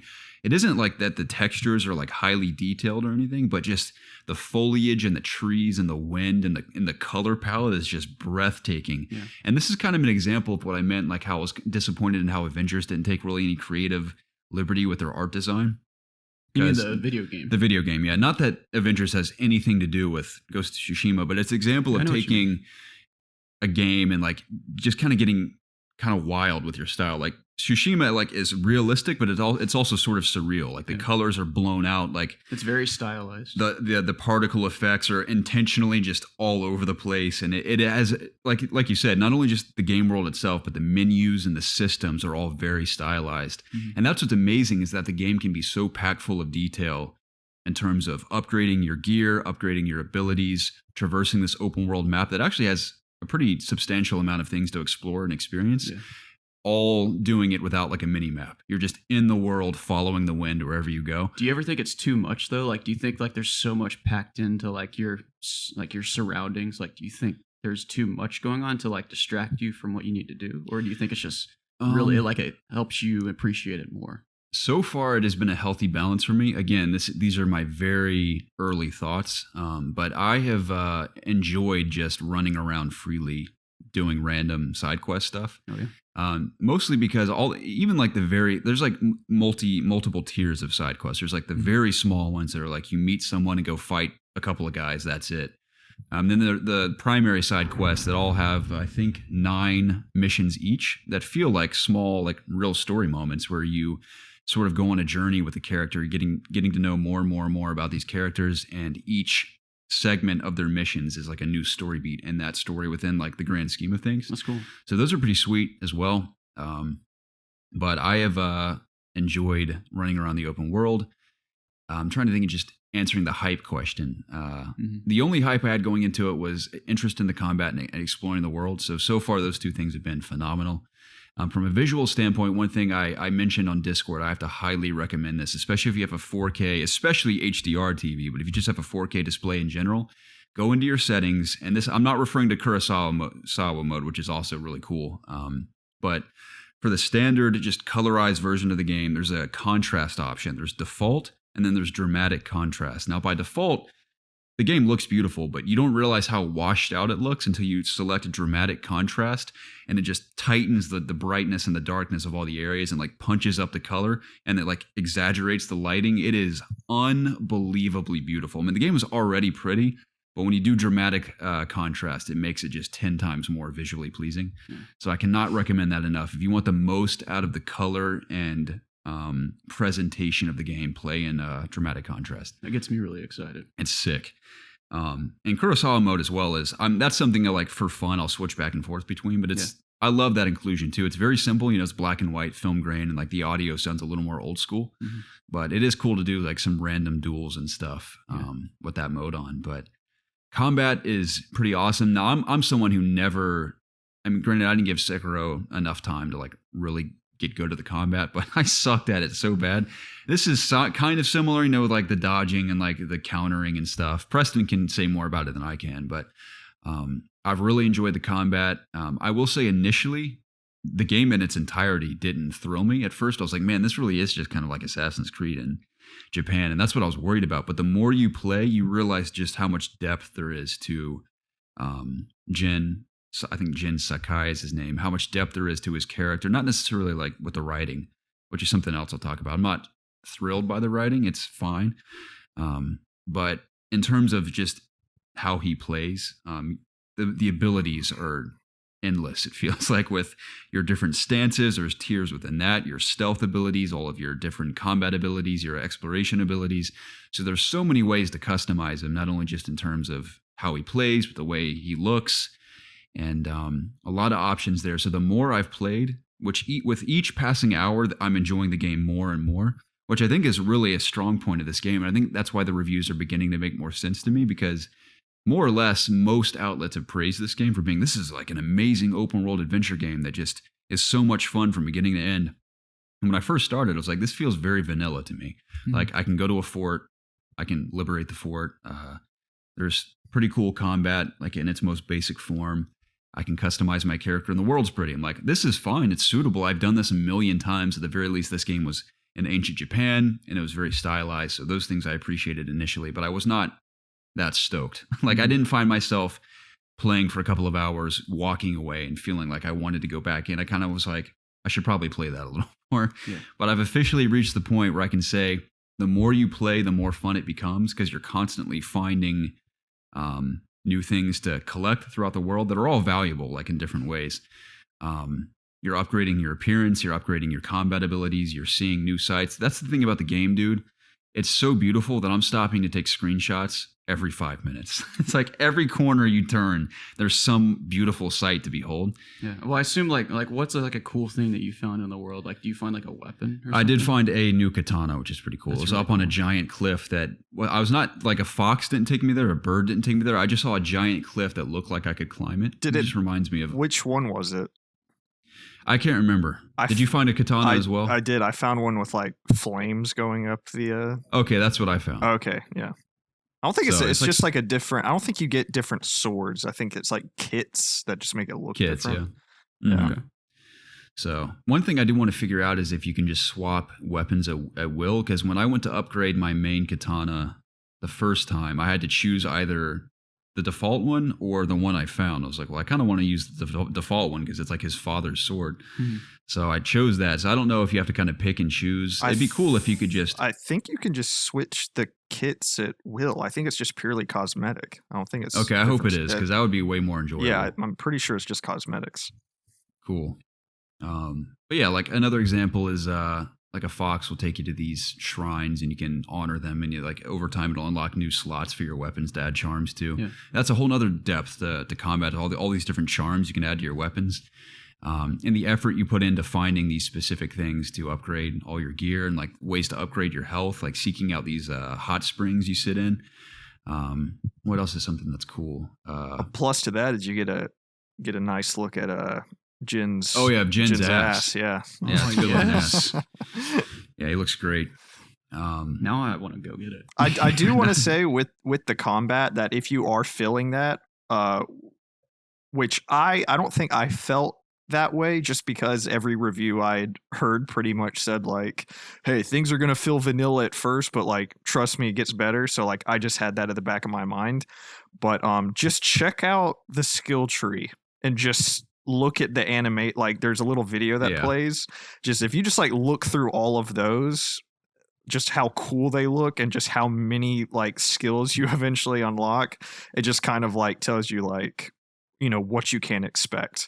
Because there are a ton of moves. Like each stance has like 5 or 6 moves that you unlock per stance. There are like these mastery abilities that are like superpowers, or you're like darting between dudes, like one-shotting them, and just a bunch of like really, really cool looking stuff. Mm-hmm. Definitely. So yeah, the combat is, even in its early stages, is so fun to take on, like all these different guys. That's what's great too. The enemy variety is pretty deep, and I still have not even probably witnessed a fraction of the enemy variety. But whether it's a shield guy, and then there's some guys that have dual wielding swords, and the guys with the spears, and then the big guys, and then like the cannon fodder guys, like all of them combined really make interesting fights. And I've only unlocked 2 stances. Like Preston said, I have the water stance and the stone stance. So I think there's 2 more you can unlock in addition to that. And switching up the stances to take on different enemies is just fun on the fly. It constantly keeps you engaged. And whether you're having to dodge or do a perfect parry, that's pretty cool. I love the standoffs. Like, for example, if you see a group of enemies, instead of just rushing in there, which you can do, you can select standoff. And it'll kind of go into this like mini cinematic sequence where you have to hold triangle. And like you're waiting for them to attack, and right before they attack, you have to let go. So you'll slice and kill them in one hit. That's and awesome. Then you can unlock abilities to chain that. So like multiple guys will come, and it's like all this slow motion sequence where you're taking out like the first 5 guys, and then you can take on the rest in like regular combat. Mm-hmm. That's cool. The duels are sick too when you like do like little like boss battles, whether it's like a camp leader, that's a boss battle, or like a story moment. It's cool to have this cinematic opening to these big fights that feel really... Dude, I freaking love... I'm playing on hard mode because I heard people say that it got too easy to a point. So I was like, all right, I'll just start off on hard mode. And the load times in this game are so insanely fast, it like blew my mind. Even like fast traveling takes like a second.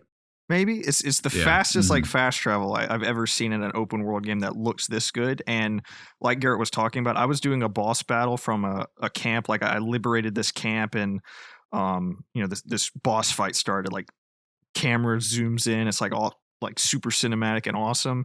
And of course, he like decimates me the first time through, and it's just like the second I die, it just automatically restarts. Like there is no waiting around. It's so awesome because you know exactly what you did wrong, and there's no waiting around watching like a loading screen or like going through tips or anything. It just like puts you right back into it so you can try again immediately. It's awesome. Glimpse of the bright future on next gen consoles. Oh yeah, yeah, for sure. I saw like the articles going around where like people said that Sucker Punch artificially increased load times, not because they needed to, but because they needed people to be able to read the tooltips that are in the menu. No, before it just loaded too fast. Yeah, dude, and I read that too, so I was like conscious of that, and it's no joke, dude. Like the second a tip comes out, you have like half a second to read it, and it's gone. Yeah, I thought the same. So, I almost wish they had an option to like hit continue. Yeah, exactly. So you can actually read them. Yeah, like The Last of Us. That or like just have the tools, like the tutorials and tips, like in a menu in the pause menu. Yeah. And you just look them up at will. That'd be interesting. Like just eliminate loading altogether if you can. Yeah. But I get that. Well, real gamers don't need tips. Exactly. So, what's something else? There's a lot to talk about.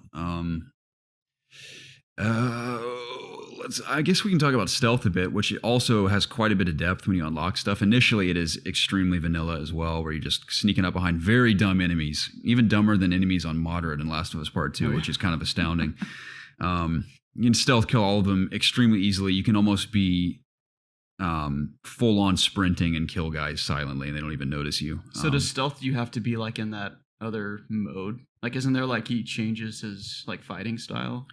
Not really. I mean, you can go in and out of combat and stealth at will. Okay. But sneaking around is very easy. There's some cool elements in like fortresses, for example, all these different houses and structures you can crawl underneath or sneak through and like go on rooftops and everything. That's pretty cool. The bow is fine. You have these like, not shurikens. I can't remember what they're called, but like similar to shurikens, you can throw those. I've unlocked the chain assassination, which is kind of cool. You can drop down and take down 2 guys or more, depending on how many you've unlocked. Yeah. I'll occasionally do stealth. If I'm in a fortress where there's like 40 guys, I'll typically start with stealth and then probably end in combat. But Yeah. that's the thing about stealth. It's not fair to me to critique it too harshly yet, because I've only unlocked a couple of abilities. And that's the challenging part, is that I'm probably just going to continue to upgrade combat abilities, because in this game, I enjoy the combat so much. I'd almost rather do that more than stealth. But stealth works when you want to do it. It's not terrible. Mhm. What else is there? Story is fine so far. That's like the only, I don't even say people have like trashed the story by any means. People just say it's like very standard. Very similar to classic samurai films. Do you see it maybe becoming more exciting as you go along, or Maybe not. I mean, it's a compelling enough tale where it's like you got to save this person, and your home island has been invaded by Mongols, and you need to take it back. Gotcha. So it's kind of like you've heard this story before, but it's I think it's compelling because you're in ancient Japan. It's gorgeous. Combat's cool.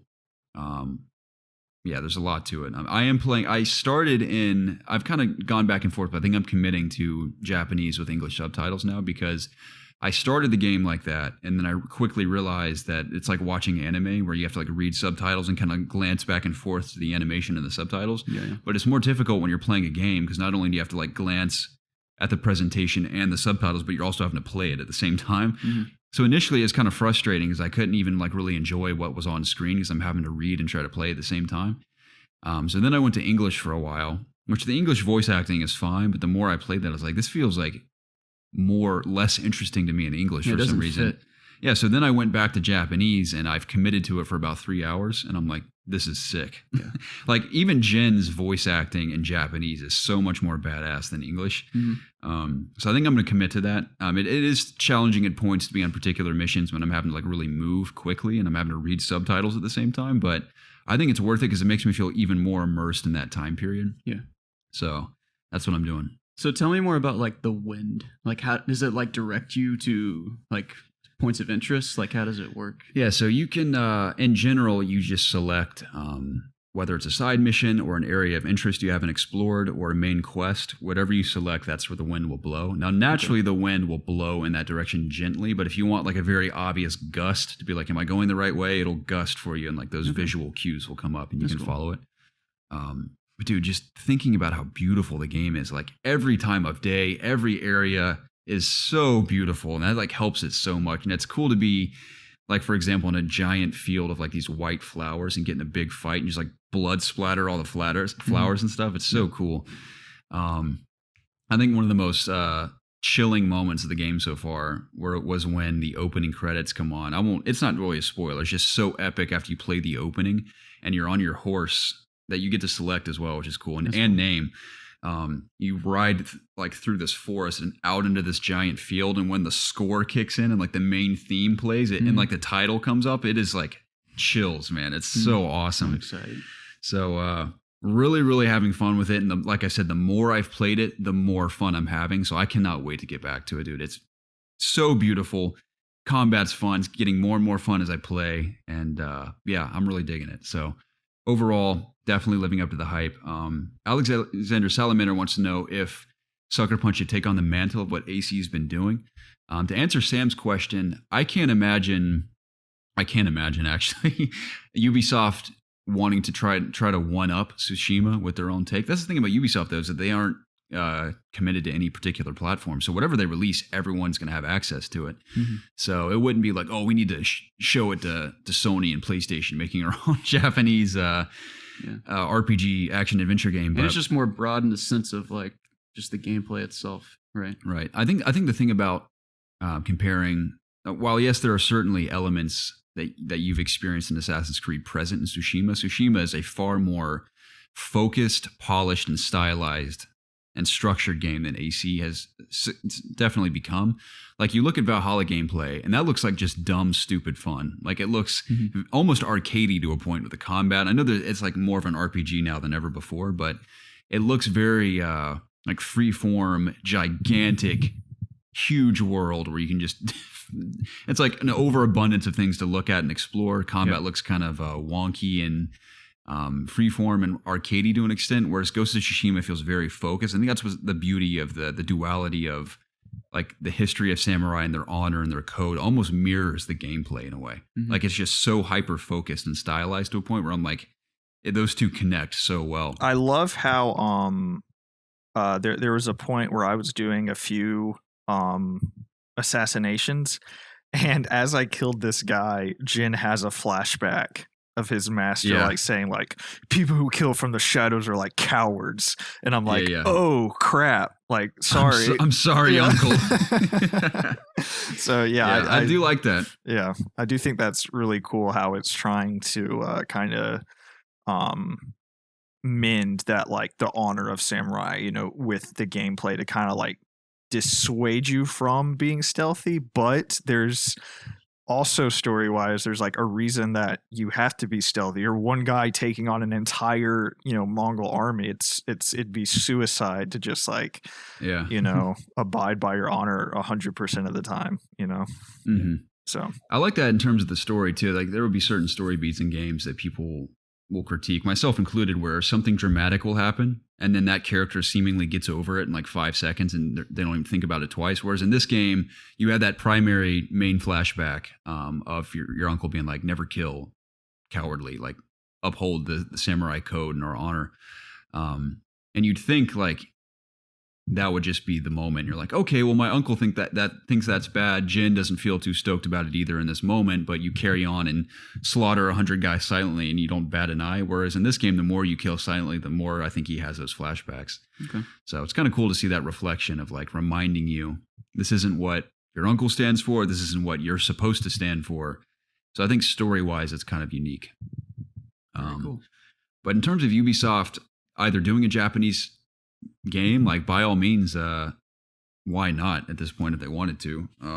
But also in regard to Alexander's question, do we think Sucker Punch should take on more time periods? That's a great question, because part of me, and again, I'm far from finishing this game, but part of me wonders if they should do a sequel to this and build upon what they've established here, or explore a new time period. That'd be kind of interesting. But that's the thing about Sucker Punch, is that while yes, all of their games have more or less had open, even like with Sly Cooper 2 and 3 had like little hub worlds you'd explore that were sort of open world. They've always kind of done open world action adventure games to an extent. And I feel like it'd be sort of caging them if we expected them to do like the AC route, where it's like the same kind of gameplay structure in different time periods. I'd almost rather see them just continue to iterate upon each game they've done. Yeah. That's the thing, too. You got to imagine, like, they did 3 Sly Cooper games, they did 3 Infamous games, and who's to say they wouldn't do 2 or 3 Ghost of Tsushima games? I don't know. This also like could just very well be a one-off thing. Like it seems like it could be that, having, you know, I haven't played the game, like I have no idea what it actually feels like and what happens, but it does appear that way to me sometimes if I just, you know, think about it. Yeah. So it'll be interesting to see how things play out. But I just think it's going back to Salamander's question too, with Valhalla or even AC in general. Like, I don't know how many times Ubisoft has to keep making the same game and their audience to keep saying like, you need to change this, you need to do certain things to change the aspect of the game. So I feel like they should look at games like what Sucker Punch is making and somehow find a way to adapt and make Valhalla stand out. Like it needs to stand out. Yeah. Yeah. I wonder, like, that's the thing about Ubisoft's future with all this leadership change, these leadership changes coming, what the next like 5 to 10 years will look like for them. But I don't know. I mean, I'm still like relatively interested in playing Valhalla. But it's interesting to see how I'll feel after playing this. Yeah, I mean, I'm 100% in on Valhalla. Like as soon as the mention came out of a Viking aspect, I was like, I'm in. I'm all in. But I mean, and the video so far and everything looks cool. Like the story can be there, but it's if I have to just keep climbing buildings to oversee and unlock a map and then silent kill this guy and collect this, and you just run into the same thing over and over again. It's just like, all right, how much fun can this actually be? Yeah. Sometimes it just feels like Assassin's Creed is just like like they just keep the name so that you recognize the series, but they just want to keep making these new worlds with the same, general. Yeah, that's exactly what it is. Combat. Assassin's Creed has completely lost its identity about finding a person that needs to be assassinated and figuring out a way to get to him. That entire aspect is completely gone now. It's just an open world RPG, and which is fine, but it's just not Assassin's Creed. And especially with Valhalla, it looks like stealth is an even like it's not as viable as it. Yeah. And you would think that it would be in something called Assassin's Creed. Yeah. And like, I know you can stealth, and I do appreciate that they're getting rid of the levels and stuff where you can, one hit kill people with a stealth assassination. I know there's like a critical hit thing you can do as well to even stronger enemies. But the thing that completely bummed me out was in the demo when the main target you're going after automatically turns into a boss fight. And it's just like, that's not what I want. Like, I want a way to get to him stealthily and to take him out like an assassin, like it used to be. Yeah. And it's just exactly as much as I've loved Assassin's Creed, like I bought an original Xbox 360 to play the first game, and I played the crap out of the first game. I can't tell you how many times I would just boot up the first game, go to one of the later chapters, have to sit through the entire cutscene over and over and over again, and fast travel to one of the cities just so I could run around and free run and stuff. Like I was obsessed with that first game. I was obsessed with the second game, but like even then, it's just like they were so close to knocking it out of the park for me, just in terms of like the stealth gameplay that I want. And it seems like they were on kind of the right track with Unity and Syndicate, and then they just like completely threw it out with Origins and the later ones. I mean, I essentially want like a Dishonored type game, but Assassin's Creed. But that's the dream. Yeah, but like I just think it's not gonna sell. I think games that like are that technical when it comes to stealth gameplay, I just don't think are popular enough to really invest as much money as like an Assassin's Creed game costs to make into it, like for it to be worth it. I mean, like look at Dishonored. Dishonored's one of the best games for like that type of gameplay, and like who knows if that series is even going to continue, because I just don't think it's sold well enough. So and I mean, look at Splinter Cell. I mean that series is kind of fizzled out, and even like the later installments, they kind of there has to be like that duality of like you can play it in the action way or the stealthy way, because I think people kind of get annoyed by the auto fail stealth levels and stuff, which I'm like totally up for stuff like that. Like I purposely, like if I get caught in the game, I want to restart myself. Same. So but I just don't think a majority of people are like down for stuff like that, and that's why Assassin's Creed is what it is today. So it reminds me of The Last of Us. Like I'll try to go into every combat scenario stealthily, but like usually I'll get caught, so I'll just like play it out. I'll never like, oh, I want to, redo this. I want to make sure I do it the right way. No, I just play it out. And I usually don't have any trouble. But, like if you do get killed, it gives you a chance to redo it, right? Yeah. But, yeah. Man, in terms of Tsushima, is there anything else you want to touch on, Preston, before we move on? Well, I mean, just in terms of Assassin's Creed as well, I think this so far feels more like what I kind of want Assassin's Creed to be. Like the stealth is good enough right now, even though I haven't like unlocked any of the other abilities yet, like smoke bombs or wind chimes or anything like that. I'm just sneaking up behind people. But even just like the assassination animations and stuff in this game are just like better than anything Assassin's Creed does. Yeah, pretty gnarly. It's just like I don't know. It's kind of soured Valhalla a little bit for me playing this game. So yeah, that's the thing is because this is infinitely more polished than Valhalla's going to be. Don't get me wrong, I'm playing Valhalla and I'm pretty excited to play it, but there's no way it'll be this polished. And I know I wasn't even on the podcast last week when you all talked about Valhalla or Watch Dogs and stuff, but like I told you on the phone, I think we talked about in Discord a little bit. I'm way more excited for Watch Dogs because it looks like I can play stealthy in that game a lot, more so than in Valhalla. And I know, like, I haven't played Valhalla, I haven't seen anything, but the only reason I'm kind of soured on Valhalla in terms of the stealth aspect of it is because the Easy Allies preview video, Michael Huber tried to play through the game stealthy, and his impressions were like it wasn't, as fleshed out as he wanted it to be. So that definitely gives me the feeling that it won't be for me as well. Yeah, that's pretty much my my closing thoughts. Like I said, I haven't played too much of Ghost of Tsushima to really dive into it any more than I already have. So yeah, I think the last thing I'll say is the photo mode. I know everyone's praised this to the ends of the earth, but it is truly exceptional. I mean, there's been many great photo modes in games, but this is by far the most interesting because on one hand, not only are there just a ton of options in terms of your focal length, your aperture, the exposure, the time of day, the weather, the particle effects, the cinema bars if you want them, the expressions that Jin can do, the options to turn on his helmet and his mask on or off, ton of options, and even the filters are really cool. But on top of that, just the animated like GIFs and camera movements you can make and actually turn into like a little cinematic video are so awesome. And I love how you can just access it instantly by pressing right on the D-pad. And I have captured countless moments that I look forward to sharing at some point because the game is just truly stunning. So I cannot wait to get back to it.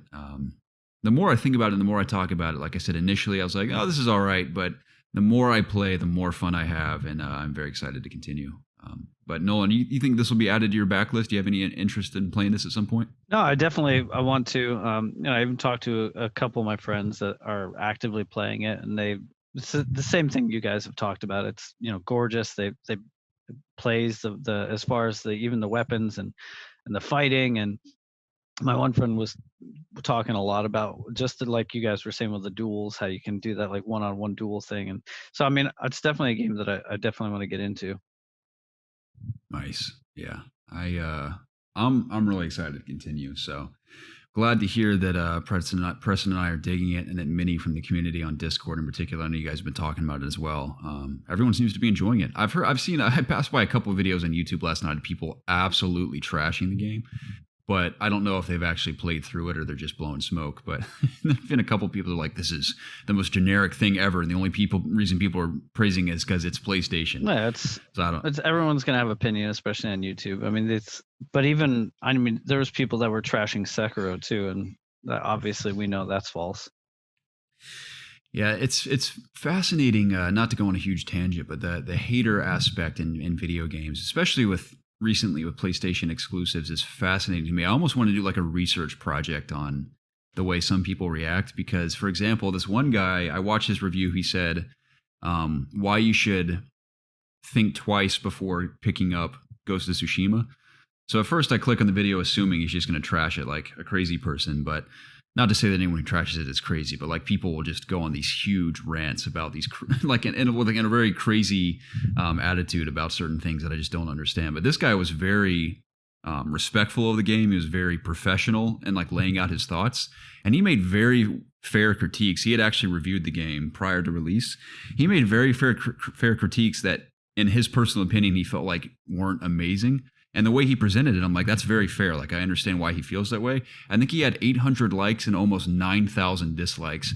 And people were like, so you're the guy who said that we should play Last of Us Part 2, but not play this? You're an idiot. I'm like, dude, like, he just like very fairly like listed why, like he even like praised the game in some aspects. Like he talked about the combat he loved, talked about the presentation, but like other things like story, writing, stealth, like stuff like that he like really critiqued. He's like, this is why I think you should like, if this doesn't sound like it's up your alley, like maybe think twice before buying it. And these people are eating him alive. Yeah. Like you said, play Last of Us, but not play this. You're an idiot. It just fascinates me to see people react this way about games. But, why is someone an idiot for thinking that? Exactly. I don't know. It's like, because people like, not everyone, but like those crazy people that are hell bent on saying like Last of Us is like a cancer to the world and like it's the worst thing that's ever happened. Like I've never been able to understand like why do people go out of their way to like, be mean. I don't know. You got to think about it. There's so many layers. Like some people may be lonely. Some people may be the only place where their voice is heard. And I don't fault them for like that. I almost like my heart almost hurts for them because like some people that are like so visceral and evil online, someone or something hurt them to a point where they're expressing their rage through their hatred towards video games, and that's how they're like getting it out. Yeah. So I can't even be mad at those people because I'm like something within them hurts, and this is how they're expressing it. It actually kind of makes me sad. I'm not saying everyone's like that, but especially the most violent, like visceral people that's probably the case. Yeah. But one thing I have kind of realized, not that I didn't realize this already, between Last of Us and Tsushima, is that Naughty Dog's polish is so remarkable. That's like you play Last of Us, you're like, this is incredible how good the presentation is. Oh, yeah. And Tsushima is beautiful in many different ways, like color, immersion, like without the mini map, and then of course the way like the foliage moves, like that's all breathtaking. But like textures and animations in particular, Last of Us is like unbelievable how impressive it is. And Tsushima is still great, but on a like animation and like texture level, Last of Us, which makes sense. Last of Us is a very different kind of game, but it's just amazing what Naughty Dog achieved, visually, especially with Last of Us. But anyway, my tangents are over. You guys want to jump into the news? Of course. Let's do it. Jacob, do you mind being so kind as to bringing us into the news while I use the restroom? Of course. You just did? Yeah, you did the same for me. So, well, it looks like your first story is the PS5 Dualsense Controller video that Jeff he presented to us this week. I think it was on Friday, actually. Preston, did you see this? I did. I didn't watch the whole thing because I was on the beach, and my service down there was trash. So it's like every little bit would load. But I watched him play through the demo a little bit, heard a few little tidbits of him talking about like I think him hitting like ice cubes or something was making it. But the few things I did see looked really freaking cool.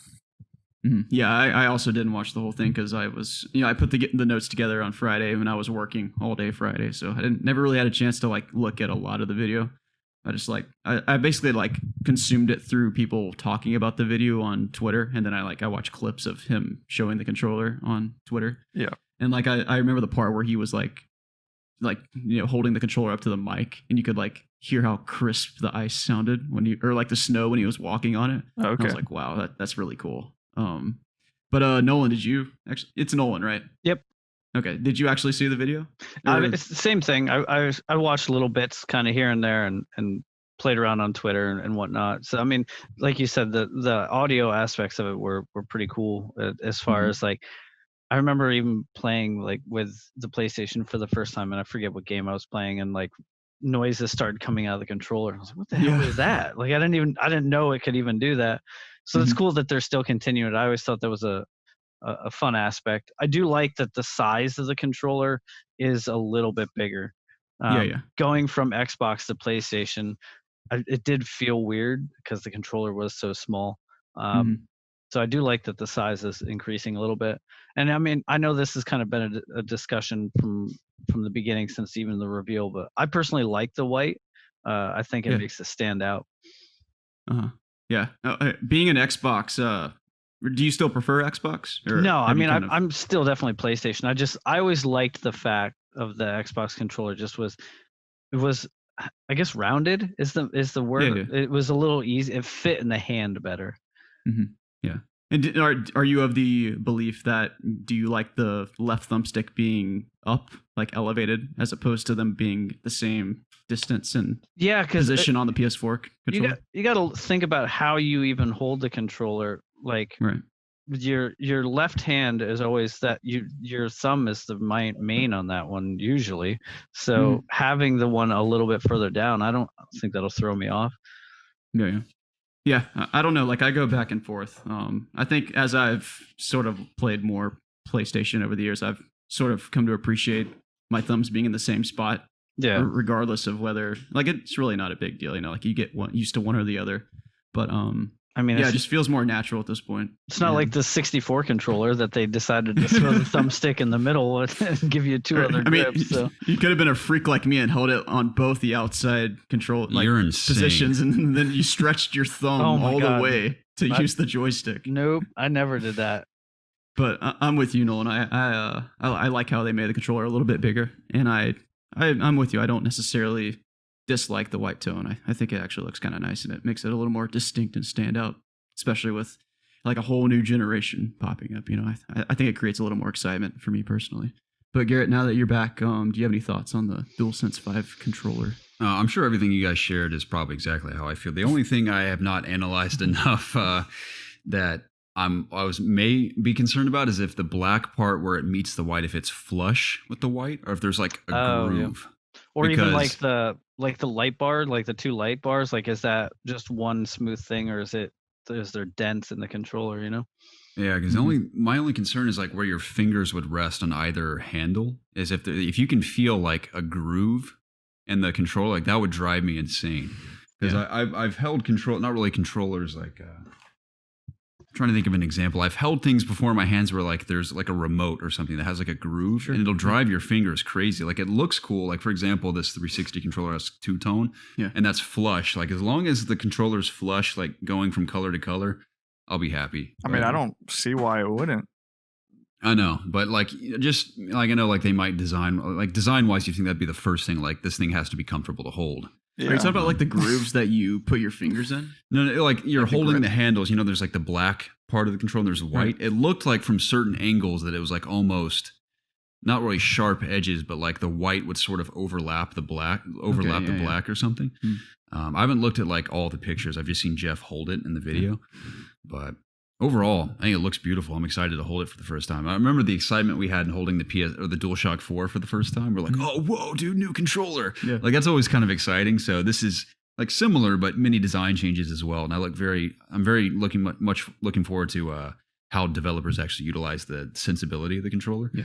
It seems like it's very dynamic, like the different things you can do with it. So that'd be pretty cool. Yeah. I think like my biggest like hope is that it's like Nolan was talking about earlier. Like I hope it's not really loud like the PS4 is. Like I hope because they mentioned like how they designed it. It's supposed to have better airflow, and it's supposed to, you know, be a little quieter, or not a little bit, but a lot more quieter, hopefully.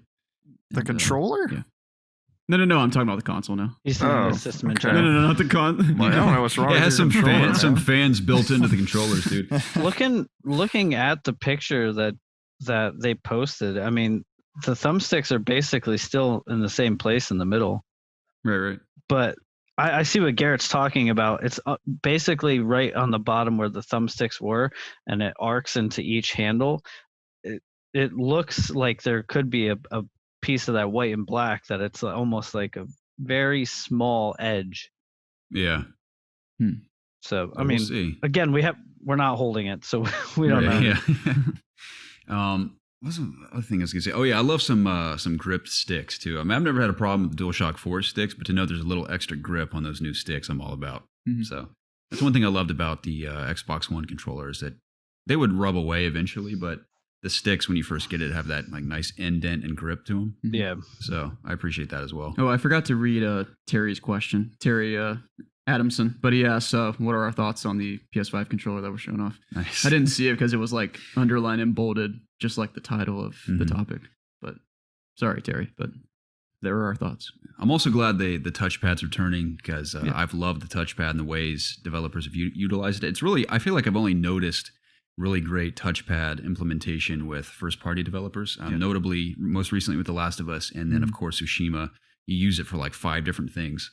So cool. I've loved the touchpad since day one, and I'm glad to see it's returning with the DualSense. I never feel like we fully realized like what it could do, though. You know, like it's always just little gimmicky things with a PlayStation game. Yeah, but it can also be very functional. Like in Tsushima, it's incredibly functional. It adds like 5 different buttons essentially with one touchpad with like different swipes and presses. It's pretty So cool. that's what's amazing about it, is that it can function as like several things, but it's just one part of the controller. So I think it's brilliant. Yeah, I definitely lights think up, with so that's cool. The Last of Us Part 2, the way it implemented the touchpad with the guitar, and then the way that Tsushima's implementing it, I think those are two, very different but really cool ways of showing what you can do with it. And I think probably due to like third party, I don't know how like I'm trying to think of third party games that took advantage of the touch controller. The only one I can really think of is The Witcher, with just being able to access the map by swiping up.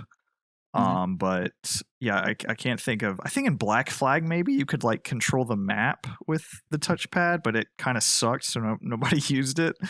But I know it might be like an extra step to implement features like that, because obviously like third party like PC controllers or Xbox One doesn't have a touchpad, so you can't be like adding extra features, in the PlayStation version and then figure out a way to implement them in an Xbox version. You know what I mean?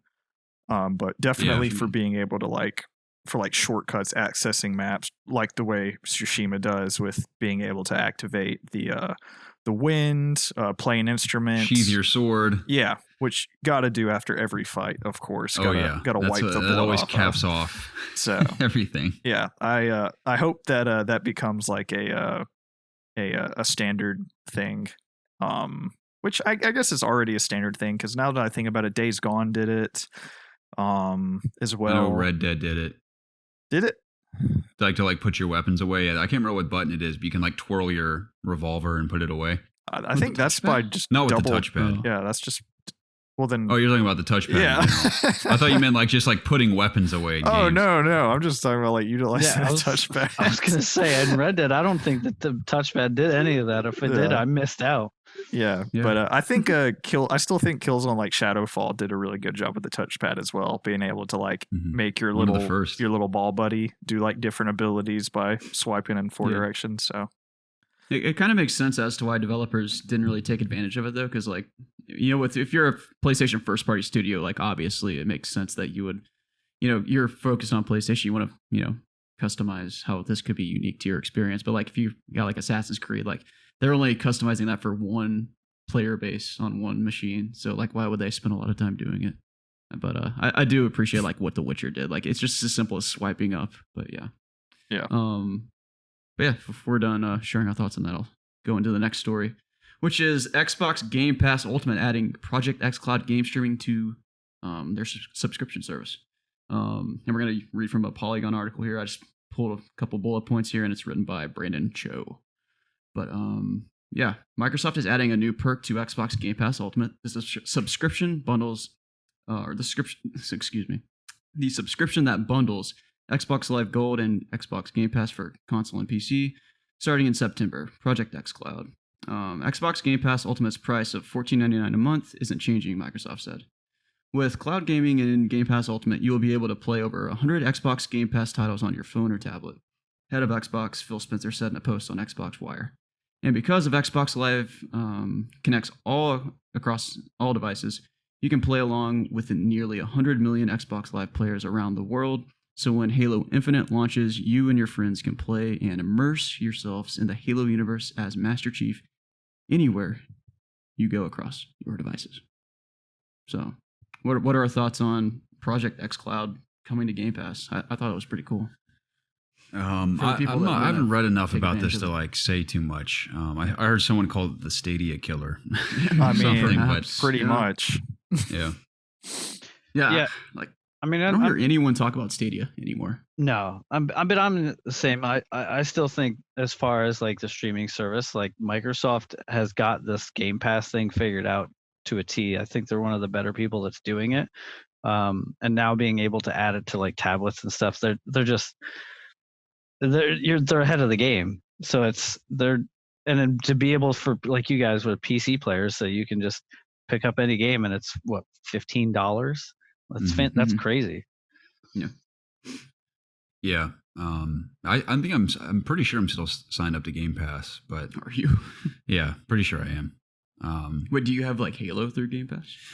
Yes. Yeah. So Nice. I can't remember. I think I got Halo for review actually. Okay. No, you gave me a code on Steam, so I assume you also have Steam. Yeah, Halo. I can't remember, but I have used Game Pass for games in the past. I think I used it for Gears. Mhm. So it is a great service, and I guess this is cool for people who want to experience Halo on their iPad or something. No, for sure. Or unless it's only like Microsoft tablets. I don't know. Yeah, I'm not really sure. I would assume that they want to, Keep it in house. or not even that. Like maybe they want to branch it out, but like initially they want to focus on their own devices because it's something they can control more. Mm-hmm. I don't know. That's what amazes me is the accessibility of Microsoft now. It's just insane. Like you can play, for example, Halo Infinite on any of their consoles, obviously up to Xbox One plus tablets at this point. Mm-hmm. That's crazy. Hey, Garrett. Yeah. My Corsair software just crapped the bed big time, so I just had to restart recording again. Do I need to do anything? Is it still on the same track? Yeah. Okay, we should be fine. All right. Yeah, Dude, we've had that happen before. I know. I hate Corsair to death sometimes. Like the operating software just, I don't even know what happened. Like my keyboard shut off, my mouth shut off, my headset just shut off, and now it's back on again. It doesn't make any sense. I'm sorry. I think It's all right. I'm pretty sure that the xCloud beta stuff was on like anything. I mean, the way that Microsoft's been adamant about like crossplay and just like everybody getting access to it. I mean, I highly doubt Microsoft is going to be like, "Oh, you have to have a Surface Pro to do that." Like that's not going to be a thing. But Surface Pro exclusive. Yeah, like no way. But to I definitely think I think we reiterated this is a massive blow to Stadia to be able to not only have access to Game Pass but Xbox Live Gold, and then all those games in Game Pass you can stream anywhere. Like that's way more games than Stadia has. That's a way better value than Stadia. Yeah. And assuming xCloud works just as good as Stadia, then it has it there as well. Yeah, it kind of seemed like Stadia just got the nail in the coffin right here. Yeah, big oof. Big oof for them. But no one's even talking about it. So is anyone even using their service? I don't even know. I follow Stadia on Twitter just for giggles. And I read the comments on it, and like it's like people don't even troll Stadia anymore. It's like all the comments are like people that actually use it.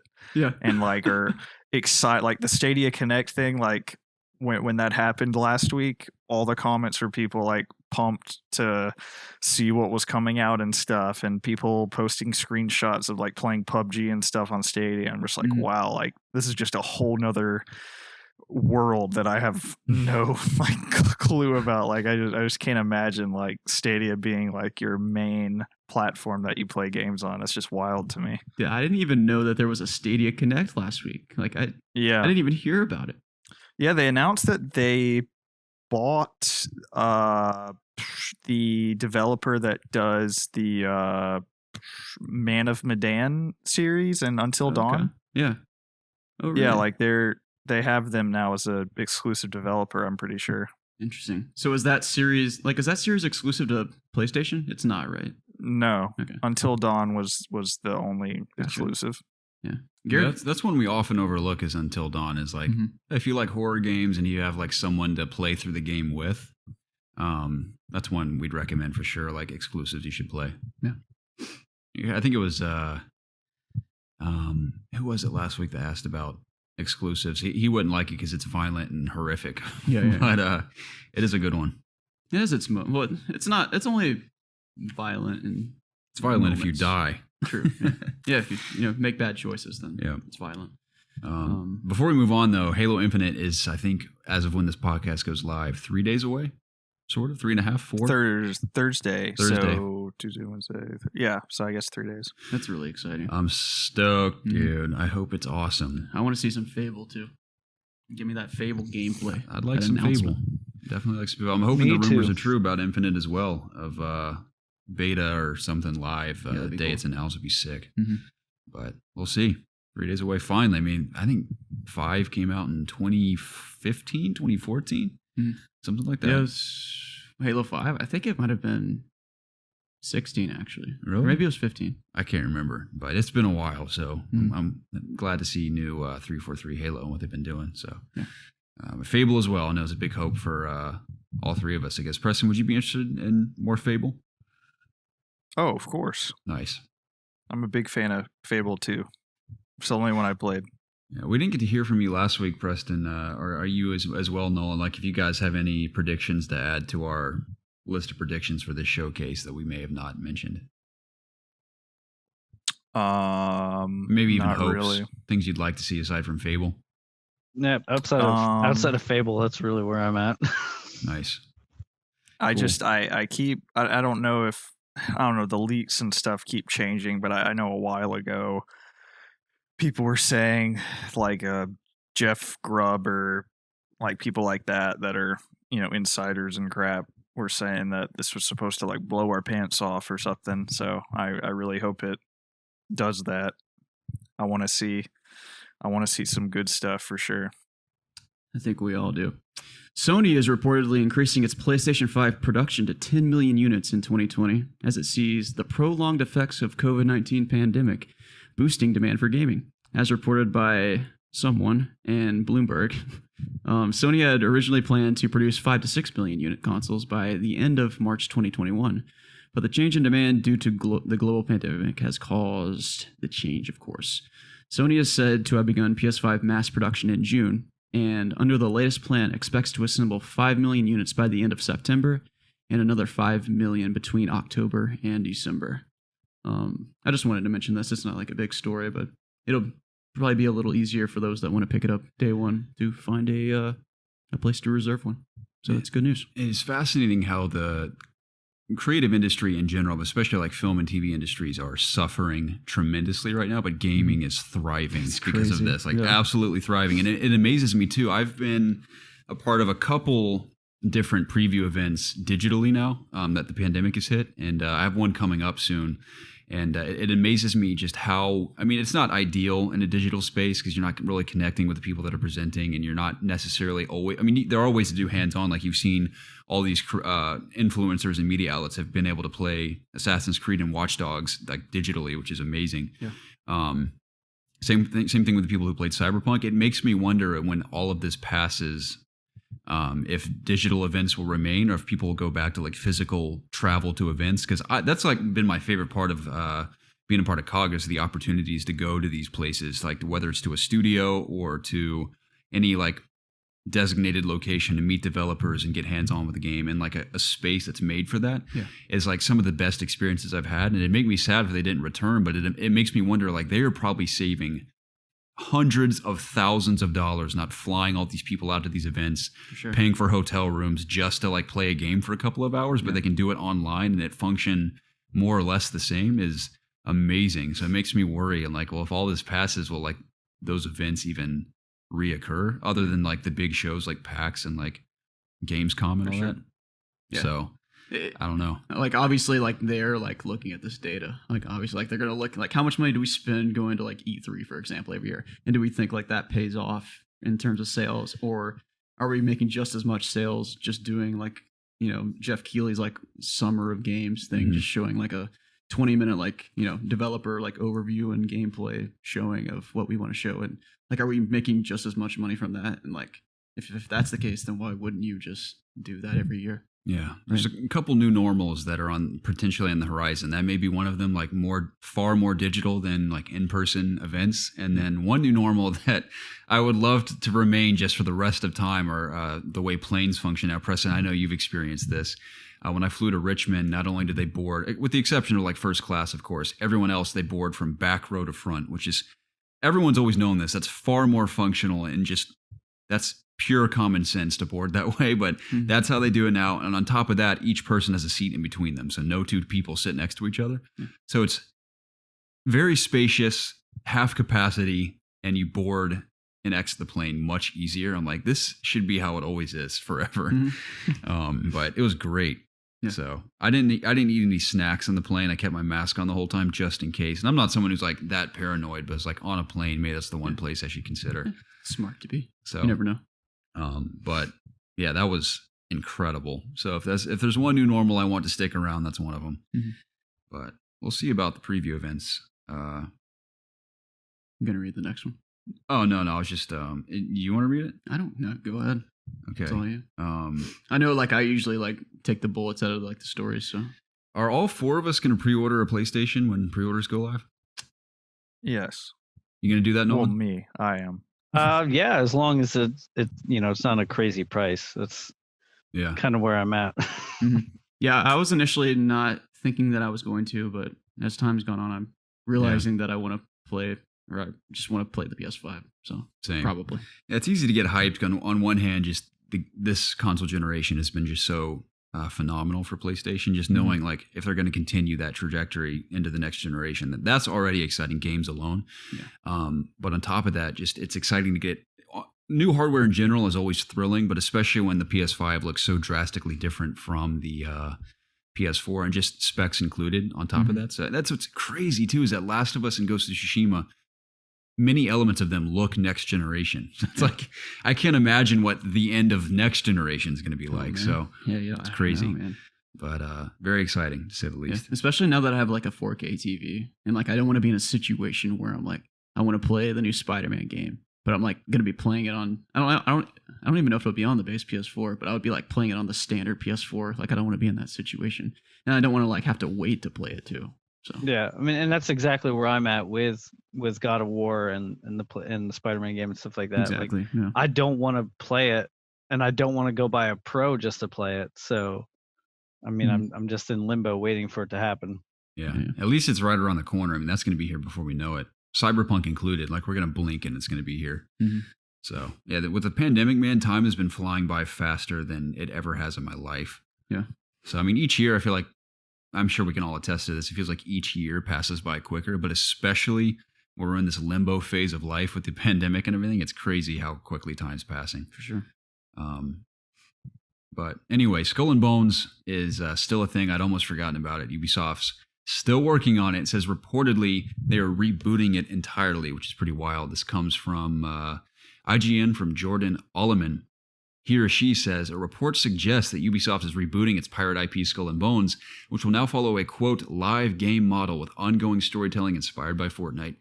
Development sources told VGC that the game had been struggling to carve itself a unique position among Ubisoft's existing portfolio of open-world games, leading the team to apparently reboot Skull and Bones last year, shifting away from the premium box model used by most of Ubisoft's AAA franchises like Assassin's Creed and The Division. According to the report, the rebooted Skull and Bones will feature a, quote, persistent game world with quests, characters, and storylines that will directly evolve and change over time based on the collective actions of the community. The team behind Skull and Bones, which is also now reportedly being led by, that just says 13 in Roman numerals, director Elizabeth Pellin, have been heavily inspired by Fortnite's success with live storytelling. Yeah, I don't have too many reactions to this. I think Skull and Bones as a concept is cool. Even like the initial concept of just these epic pirate battles, because I'm one of the people, I know you felt this way too, Jacob. The ship battles in Assassin's Creed really surprised me how much I enjoyed them. Yeah, it was fun. Now, the legendary ship battles can go die in a hole somewhere. Those were insane. But everything else was a ton of fun. There was nothing quite like having a ship battle, then boarding the enemy ship and like having a sword fight. That was so awesome, especially with the score, and Assassin's Creed was great. So that alone is interesting to me. This is one of those games where I said like, I can't imagine myself playing it for more than like maybe a few hours. I said before we started the podcast, if I signed up for maybe a month to Uplay Plus and played it for a reduced price, I'd try it. Yeah. But I understand their thought process and sort of reimagining what the game could be with the live service aspect. I mean, it makes sense to me in a world like that. The live storytelling, obviously, that's been a huge success for Fortnite, but I think Fortnite in general is just, on one hand, far more accessible. Not only just in terms of the platforms, but just its presentation. Like anyone can get into that and enjoy it because it's free. I assume Skull and Bones isn't going to be free. Yeah, it's free. It's cartoony. The concept is easy to understand. So it's very understandable as to why that game was so hugely successful, especially at the time it came out. But Skull and Bones inherently probably has a pretty niche audience. You look at something like Sea of Thieves, which I played for a little while and enjoyed. I know that game's come a long way since launch. But even that, you don't hear too many people ever talking about. It's like, Yeah. like Rare has a niche player base that loves that game that they continue to develop it for. Yeah. Thankfully for them, it's sustainable. But you got to wonder for Ubisoft. I mean, I feel like they're a company that's at a level that can produce a game like Skull and Bones, which I think is a beautiful thing. Because while many of their games have similar elements, there are the standouts like Siege. This will be a standout for sure. And I'm sure Beyond Good and Evil 2 will be a big standout as well. Hopefully, I mean, that ultimately looks like a gigantic open world experience as well, but you would hope that it differs from, like Assassin's Creed and Far Cry and stuff. But which Far Cry, I know Preston and I especially are excited for. But not all their games are too similar, but they all have like an open world aspect to them. So I think this is kind of a unique idea for Ubisoft to explore. Like, we're going to do a live service in a pirate ship battle world. Yeah. So. Yeah, like I've been on like record saying that I've always wanted to be like a pirate, or not like literally be a pirate, but I want to like play a game where I like live the fantasy of being a pirate. And like Assassin's Creed Black Flag did that for me. And like I like that game so much because you literally were a pirate, like a pirate. You controlled a character that was a pirate. In like Sea of Thieves, like you are that, but you like I think part of it for me is like I want to see my model that is dressed up like a pirate, and I want to be like customize that. And like with Sea of Thieves, like you like you're a pirate, but like you literally just like you have your sword, like you have your compass, like you see your hands. And then with like when they originally announced Skull and Bones here, like I like the idea of the ship battles because I like the ship battles from Black Flag, but it seemed like that's all it was. So I hope in this reboot they focus a little more on like, getting off your ship to do anything, like go find treasure, just go into towns and just trade stuff. Like just if you go into town to like go to hubs and there's like that loop of, you actually controlling something besides your ship. That would be like a really big thing for me in terms of wanting to actually play this game. But I think the idea of like having like Fortnite style live events is really cool. Like, can you imagine like a big monsoon like happening in the middle of the ocean? Like everyone's going there to battle, and like whoever is victorious like gets the treasure like wherever it'll appear after the battle's over, or just something cool like that. I could see really cool just live events like that happening for unique rewards. Definitely. Or anything like that, Yeah, I wonder, aside from the like the live storytelling, if it'll evolve, like you said, beyond just the ship battles, because then it'd almost be like just I wouldn't call it a rehash, but like a re-exploring what Assassin's Creed 4 was. Yeah. But even like more focused on pirates than it was before. And even it's funny about 4 is like that was the first entry in the series where like this is a pirate game more so than an assassin game. Yeah. That was kind of like what started it all, but I wonder if it'll like be caught in between, like, oh, you can kind of do stuff outside your ship, but it's mostly ship. Like, I'd almost at that point, like, choose one over the other. Like, don't give us like you can walk on an island and like say hello to another pirate and like buy something and that's it on the ground. Like, if you're gonna do that, just keep us on the ship the whole time. Right. Yeah. At that point, you have to like create experiences that are involved around not being on the ship, like go on raids and like go fight bosses or something like that. Yeah. Like, so how far do you want to like go in that direction, or do you want to keep it more like ship battling? I don't know what they want to do. So I mean, conceptually I think Skull and Bones is a cool idea, so I'm definitely going to keep an eye out for it. I mean, granted, I'd almost forgotten about it, but that's Ubisoft's fault because they hadn't talked about it in a long time. So but cool to hear that it still exists, and I look forward to seeing what comes of it. Did either of you, like Nolan or Preston, do you guys have any interest whatsoever in Skull and Bones? Zero. Okay. I mean, I like, I'm with Jacob. Like, I would genuinely like a good pirate game, and Black Flag, gave you some of that. Sea of Thieves, maybe, obviously, like you said, Rare has that very distinct group of people that love their games, and maybe there's a bunch of people that don't care for Sea of Thieves because it's too cartoony. Maybe they want like a actual pirate game where you can where you can board someone's ship and fight their crew and loot them and things like that. So I mean, I'm hopeful for it. We'll see what happens. Yeah. Sea of Thieves water looks so good. It is gorgeous. Yeah, it does. That's one thing I'll say. Lighting's beautiful too in that game, and I do like its art style. That's what I love. Like, I'm like really on a binge recently of art style in games. Like, I want people to be as creative as possible. As much as I appreciate the realism of Last of Us, but in general, I like to see video games explore creativity like that. And one thing that's kind of funny about Tsushima, I forgot to mention, it's not really it can be funny. I don't mind it at all, but you guys know I'm a physics junkie. There aren't any ragdoll physics in Tsushima because it's all like intended to be like these dramatic death animations and stuff. And it makes sense because like the foliage is moving and the particle effects are so demanding, I imagine, on the machine that adding those physics to the game is probably borderline impossible without the game just crashing.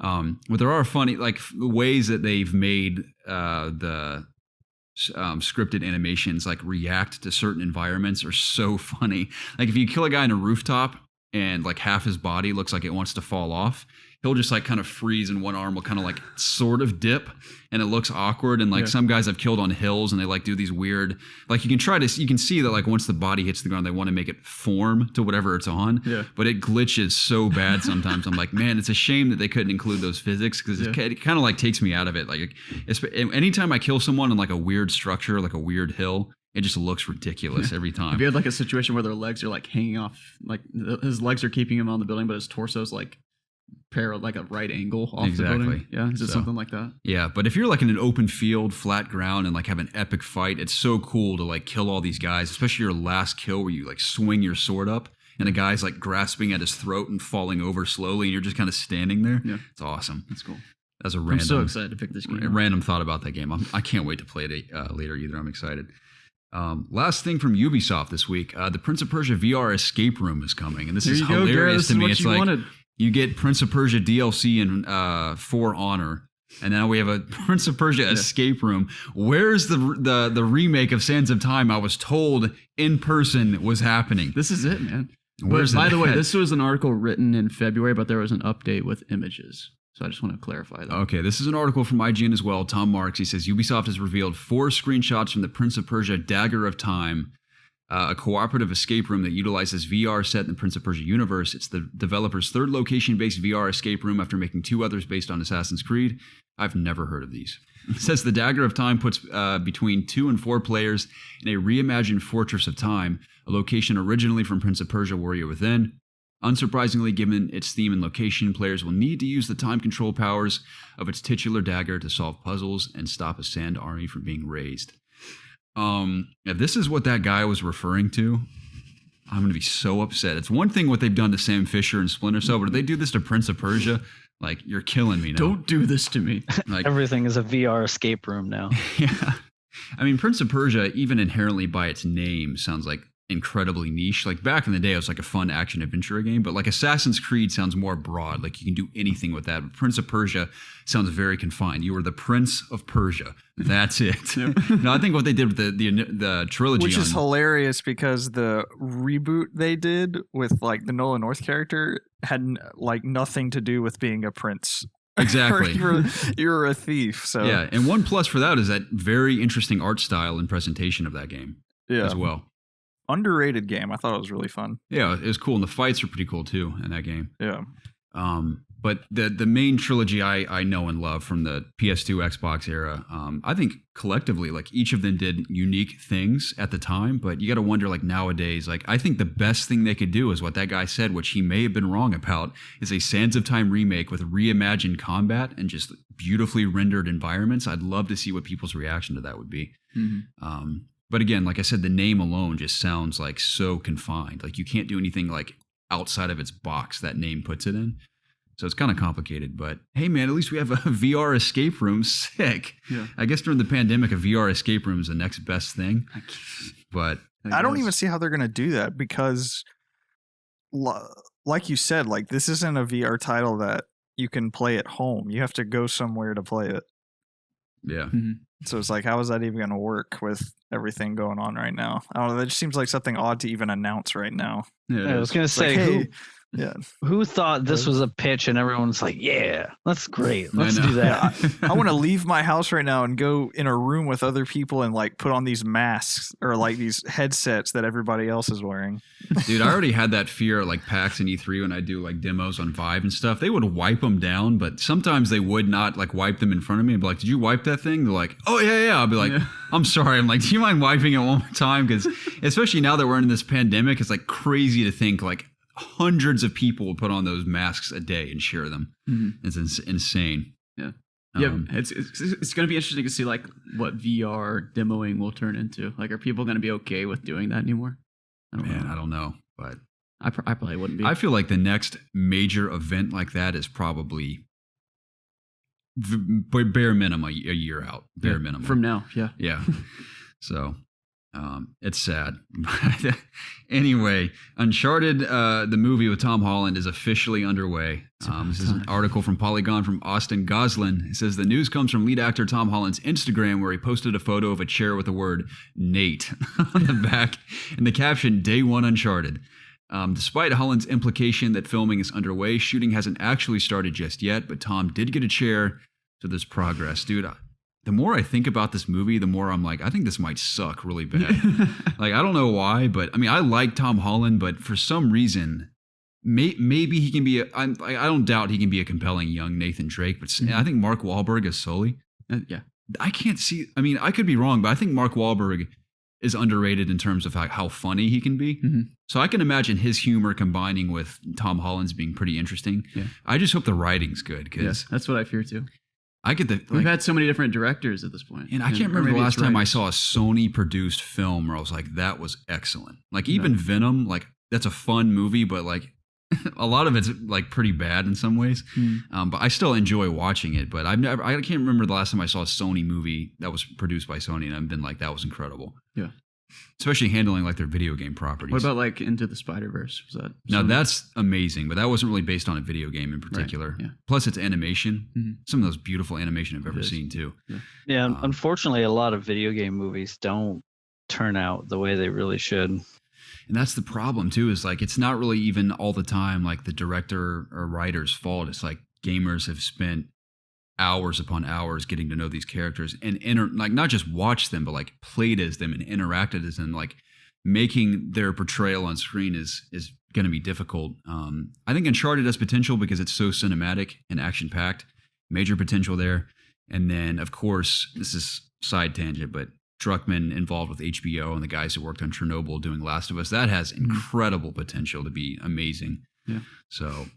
Yeah, I mean, movies have always had this struggle, though, right? Like whether it's video games, like a book, or anything, any kind of medium, it's hard to condense something into such a small chunk of like an hour and a half or 2 hours, right? Yeah. And even like that's on the longer scale of some movies out. Maybe not nowadays, but like that's not a very big chunk of time. And then you got like books that are hundreds of pages and games that are like 100 hours that you're like just trying to, you can't do it. Like it's not possible. And like the movie always suffers for it. Yeah, you know what else I think of, dude? I just rewatched Sahara with Matthew McConaughey for the first time in years. That's basically Uncharted, the movie. Yeah. And it still holds up. Like the action's great, the humor's pretty timeless, the characters are fun. It's a very straightforward story, but Matthew McConaughey very much is Nathan Drake in that movie. So I'm like, I hope they can at the very least top that movie. That's like almost 10 years old now, if not 10 years. So you got to wonder, like Uncharted as a video game is excellent, but as a movie, what will separate it from other action adventure movies we've gotten? Yeah. I'd hope it'd be a cross between modern day Indiana Jones and just over the top action set pieces. Yeah. So. Yeah. Give me a National Treasure video game. Give me a Nick Cage National Dude, Treasure I game. Still want National Treasure 3. I love the first one. Second one's okay, but the first one's a classic to me. Those movies get memed on, but I think they're actually fun movies to watch. Those are easily my favorite Nick Cage movies. Oh, yeah. And I love like the wacky roles he's done, but something about National Treasure to me is just I think amazing. The older that I've gotten, the more I've come to like Nick Cage. Mm-hmm. I haven't seen him in anything in a while. I don't know if he's doing much anymore. He does a ton of like B-level, like low-budget films, yeah. So, I think he's underrated, is what I'm saying. Yeah, I mean, it's funny because you've seen like his montages of like really horrible acting, but on the other hand, like he's done some really amazing acting too. Mm-hmm. So he's also won an Oscar. So it's like, I'm so confused right now. What is this guy? That's what makes him so interesting. Yeah. But anyway, Uncharted is officially underway. I know Jurassic World Dominion is underway, which I'm pretty interested in. I haven't seen any of those movies. Yeah, I haven't either. They're all right. Nothing will ever compare to the first, of course. But Jurassic World or Jurassic Park? Jurassic Park. Yeah. World has some fun stuff though. Like Chris Pratt is just so compelling and charming that like it's hard not to like his character in the movies. Mm-hmm. He's also like Nathan Drake in these movies. Like he is Nathan Drake. Yeah, I could see him being Nathan Drake. Yeah. That's another thing. It's like we've had another element of Nathan Drake in a dinosaur movie. So I look forward to the new one though, because it's like Dynasty. I don't want to spoil it for you. It's actually a pretty cool ending to the second one, but the original cast from Park are all coming back for this final installment too, which is pretty cool. Yeah. One heartbreaking bit of movie news before we get into AskIOG is that the Batman is officially, this breaks my heart, dude, moving on to sound stages exclusively for production. I saw you mention this. That sucks so much. Because on one hand, they have a phenomenal cast and they had an amazing location in Glassglow. And now they're just foregoing that because of the pandemic. That is devastating to me, dude. I was like, COVID has gone too far. I was like, this has the potential to be the most unique Batman film we have ever seen. Not only with the cast, but with locations, character designs, and sort of the elements of the story that Matt Reeves has teased. But to see all that go to a soundstage, which I can't entirely discount because like Mandalorian, for example, used that revolutionary technology that was almost convincing that they were outdoors when they never shot once outdoors. It was all on that giant screen they used. So there's potential there, but it just still like sucks that like there's nothing that compares to live action locations and sets. I mean, Nolan's films will forever look amazing because of that. I mean, granted, I think Begins looks the most interesting with the locations they chose. Like Night and Rises just look like Chicago and Philadelphia more or less. But the first one especially, it's like you see these real locations, these real sets they built like look amazing. But then again, if they put the effort into building giant sets on a soundstage, it has potential, but I don't know. We'll see. That broke my heart. I'm sorry for going on that tangent. I just need to get that off my chest. But anyway, gentlemen, let's get into AskIOG.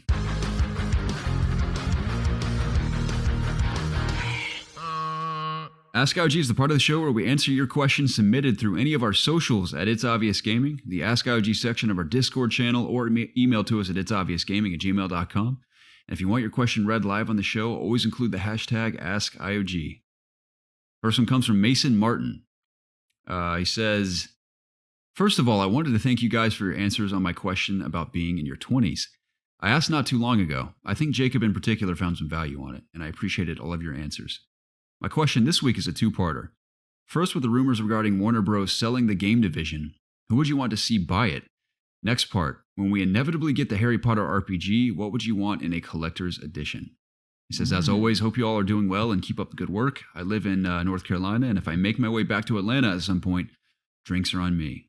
Mason, that sounds phenomenal, I'll take you my friend. up on that. Absolutely, hit us up. Let's see. Who would you guys want to buy the games division of Warner Bros? Those are great questions, by the way. I guess we're thinking like major publishers right now. I mean, I would want Sony to. Yeah. I'd like to see. Dude, if I'm being honest, this is Xbox time to like snag some serious IPs if they're gonna invest. I mean, that is a smart decision, but in terms of like studios I would want to work on it, it would be Sony first party studios 100%. trying it. But it makes 100, like if Microsoft ends up buying it, makes all the sense in the world. I almost feel like from a consumer standpoint and just gamers in general, I almost feel like Microsoft is responsible for buying it. Yeah, I want Microsoft to get them because I want to play it on PC and not my PlayStation. Oh, I guess PS5's coming out, so it wouldn't be as bad. But yeah, I can't see anyone like Bethesda or Ubisoft taking real advantage of those IP too well. I would, if I had to choose between the two, like the big ones, it's either Microsoft or Sony. In the dream world, Sony, but I think it makes the most sense for Microsoft to take advantage of this. I mean, they've acquired some pretty cool studios over the last few years, but I think this is like a huge win for them. If they, I could see someone like EA also scooping something up like that. Yeah, actually, I retract my statement because I was thinking of just like the IPs. I didn't even think about like acquiring the studios because they would be the ones still working on the game. So I definitely think I'd probably want Microsoft to buy it. I mean, Microsoft just makes the most sense. Like you were saying, it would to get it to PC. Like if Sony was better about the PC stuff, then that'd be one thing. They might be getting there. I guess it depends on how Horizon does on PC. They might be more. I'll buy 20 copies of Horizon over the next 5 years if I have more exclusives on PC. There you go. I will personally fund it. Yeah. So, we'll see, man. That's interesting that they're selling it. I guess I wonder why WB would do that. Is it because they're not seeing a lot of revenue from those sales or from the game studios, or they're just not interested in? I guess. I mean, I would assume something. This all comes back to money. Yeah. Doesn't at the end of the day. WB produce the Lego games as well? I believe I so. think so. Okay. Does Disney own like all of WB, like Warner Bros? Because didn't they purchase, or did they just purchase the movie division? I think you're thinking of Fox. Yeah. Okay. Yeah, I'm thinking of Okay. Fox. Yeah, I don't know. I mean, I don't know that much about Warner Bros. Aside from just obviously their movies and a handful of their game studios, but interesting that they're considering selling. So Yeah, maybe they're just we'll not see whose hands it seeing. winds up in. Maybe they're just not seeing the uptake in games like they want. So they want someone else to handle it. It's kind of like Disney when they started handing off IP to other studios as well. Especially when they ended. What was that like Toys to Life game they had? Disney. Disney When they canceled that game, or like Disney okay, Infinity. yeah, we're like Yeah. we're kind of done Or here. So Infinite or you guys whatever. you guys take it from here. So which I think was one of the best decisions they could have made, honestly. Mhm. So I appreciate that. Yeah. I don't think I have anything else to add to that one, but What was the second question? The Let's see. Harry Potter. If you had the collector's edition, what stuff would you want in that? Yeah. oh, dude, that's Like the that's a easy- fun The question, easy thing to be like, say, a wand, but I think we can be more creative than that. dude. I would want. Give me the Sorcerer's Stone. Here's the problem: you can get a lot of this at Harry Potter World at Universal, but with it closed, potentially I think they're open actually. I actually saw an ad. There's like, we miss you guys. Come back. We'll take your temperature and wipe everything down. I'm like, Sure you will. bold move. Yeah, sure you will. I mean, Disney's open. Yeah, they are. Yeah. Yeah. Yep. I wonder how many people are going right now. See, I'm not afraid to go, but it's funny. I've seen so much criticism on Twitter of people like, you animals, why would you go to Disney with this pandemic? And I'm like, well, whatever. I mean, what do you expect? They're gonna go out of business. Like, for at least people have the freedom to make choices for themselves. So, Yeah. like, regardless of the criticism. But I would love a chocolate frog, some Birdie Bots, every flavor beans. I'm just thinking of food at this point because it's like I'm very hungry. Here's- but they couldn't realistically package that. Do you I really don't want think. food in a collector's edition? Exactly. Garrett? I don't think they could do that. Here's the actual question: is would they make collector's editions for each house? Right. That's what I was Ooh. thinking too. Like, pick which one you want. That'd be That's Like a little you- ambitious. It could be, but I mean, Harry Potter fans are ambitious. So would you buy the True. collector's edition based off the house?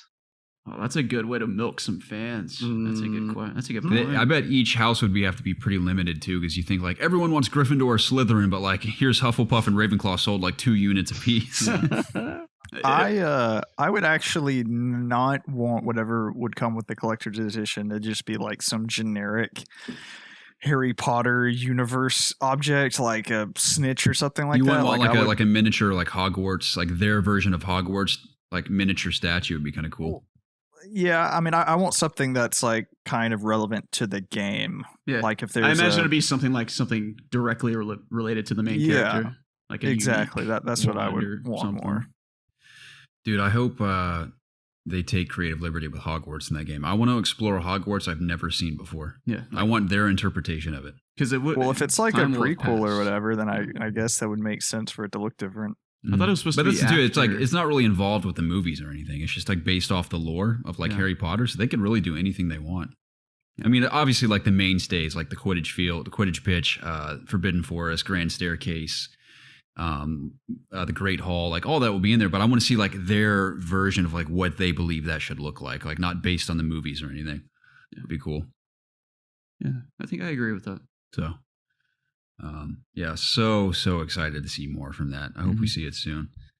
I think the big finale is from Big Colt. Man, this is incredible. We have to all pull up this image on Discord. It says, all right, if you recall many episodes ago, I brought up the question of who has them better cheeks, Geralt or Jacob. After taking many baths in Ghost of Tsushima and gazing upon Jen's badongadonk, it inspired me to create a March Madness style bracket to finally answer who has the best fart flaps. I present IOG Ass Madness 2020. Also, how dope would a Ghost of Tsushima style Jedi game be? That would be sick, especially with the combat. So, are we supposed to fill this out? Like, what? Who do we think would? Yeah, win? we're gonna do the bracket together. Okay. I mean, you win obviously, but we'll, I was gonna say the bracket's kind of invalid. yeah. The challenge of this, Jacob, is that, like, I'm not saying this because you're my friend. I'm not saying this to be funny. Jacob genuinely has one of the most exceptional rear ends I have ever seen, and that's exemplified in the Spider-Man video we did. Yeah. I'm like, that is incredible. And I'm not just saying that because you're my friend, dude. Like, you have an amazing ass. Oh, thank you. And we're looking at the contenders here. So round 1 is Jacob Alka versus Geralt. We already settled this. Specifically, Henry Cavill, Jacob won. Next round is Kratos versus Jin. I haven't seen Kratos butt before. I don't know if you... I'm just going to go Jin because I've seen Jin's like 6 times now. I'm like, man, it's a good looking samurai. Kratos would have the ass of a god, though. That's true. That's true. He's That's literally fair. like a Greek god, which are known for having like. But he's also a Riddle me fallen this. god, right? Riddle me this. Yes, that's a fair assumption, but that's also an assumption. Like I've always lived by like assumptions are incredibly dangerous. Like you need to can't- validate everything. I'm just saying you can't look at Kratos' physique and him not be sculpted down there. Yeah. That's a good point. Now, Like, from even a god's like an assumption of a god is probably still more than like a human being in any Like scenario. Kratos can freaking squat like a freaking tree. Like his butt has to look great. It's a deadly assumption. I think That's- he's got it's something just- because it's he's a created character. But like, for example, in real life, like some people have flaws that you would never expect. So Mhm. who's to say Yeah, that but I mean, Kratos has the based on- flattest ass you've ever seen in your life? There's no, there's no way. Like I guess we could like put it to a vote. Dude, I'm just going based on what I've seen. I've seen Jin's. I haven't seen Kratos'. Jin has like almost zero muscle definition. He's pretty good with a blade, though. Kratos is He way is. better, though. I think I'm with Yeah. Preston. I would go with Kratos. That's Yeah. fair. We'll go with Kratos. And I haven't seen Jin's ass yet, so I Yeah. can't even judge it. Oh, it's coming, man. It's funny. I like kind of blushed a bit when I Yeah. first went into the first hot springs. Like, oh, I wasn't expecting this. Ooh. So next round is Jason Momoa as Aquaman or Jon Snow. I think that's an easy Jason Momoa as well. Yeah. Yep. Easy. Jon Easy, Snow easy. sucks. Next round is Channing Tatum and Magic Mike, which I haven't seen, versus Solid Snake from which Brawl. It's got to be Brawl because they nerfed his ass big time in Ultimate. Okay. Really? Yeah, he's got a pancake ass in Ultimate, but it's looking it's super bubbly in Brawl. I mean, Solid Snake is just better than Channing Tatum anyway. That's... So we're going to Snake Yeah. then? Oh, for sure. For Okay, sure. so it's Snake versus Aquaman. That one's tough, I feel like. I think Aquaman's probably got to win there. Yep. Okay. Mm-hmm. So Aquaman's in the final round. Now it's Jacob versus Kratos. This is what's funny is that Jacob really does kind of have the physique of a Greek god. I don't know about that. Dude, you are so defined and built, but you're not like buff. You're like ripped built. Yeah.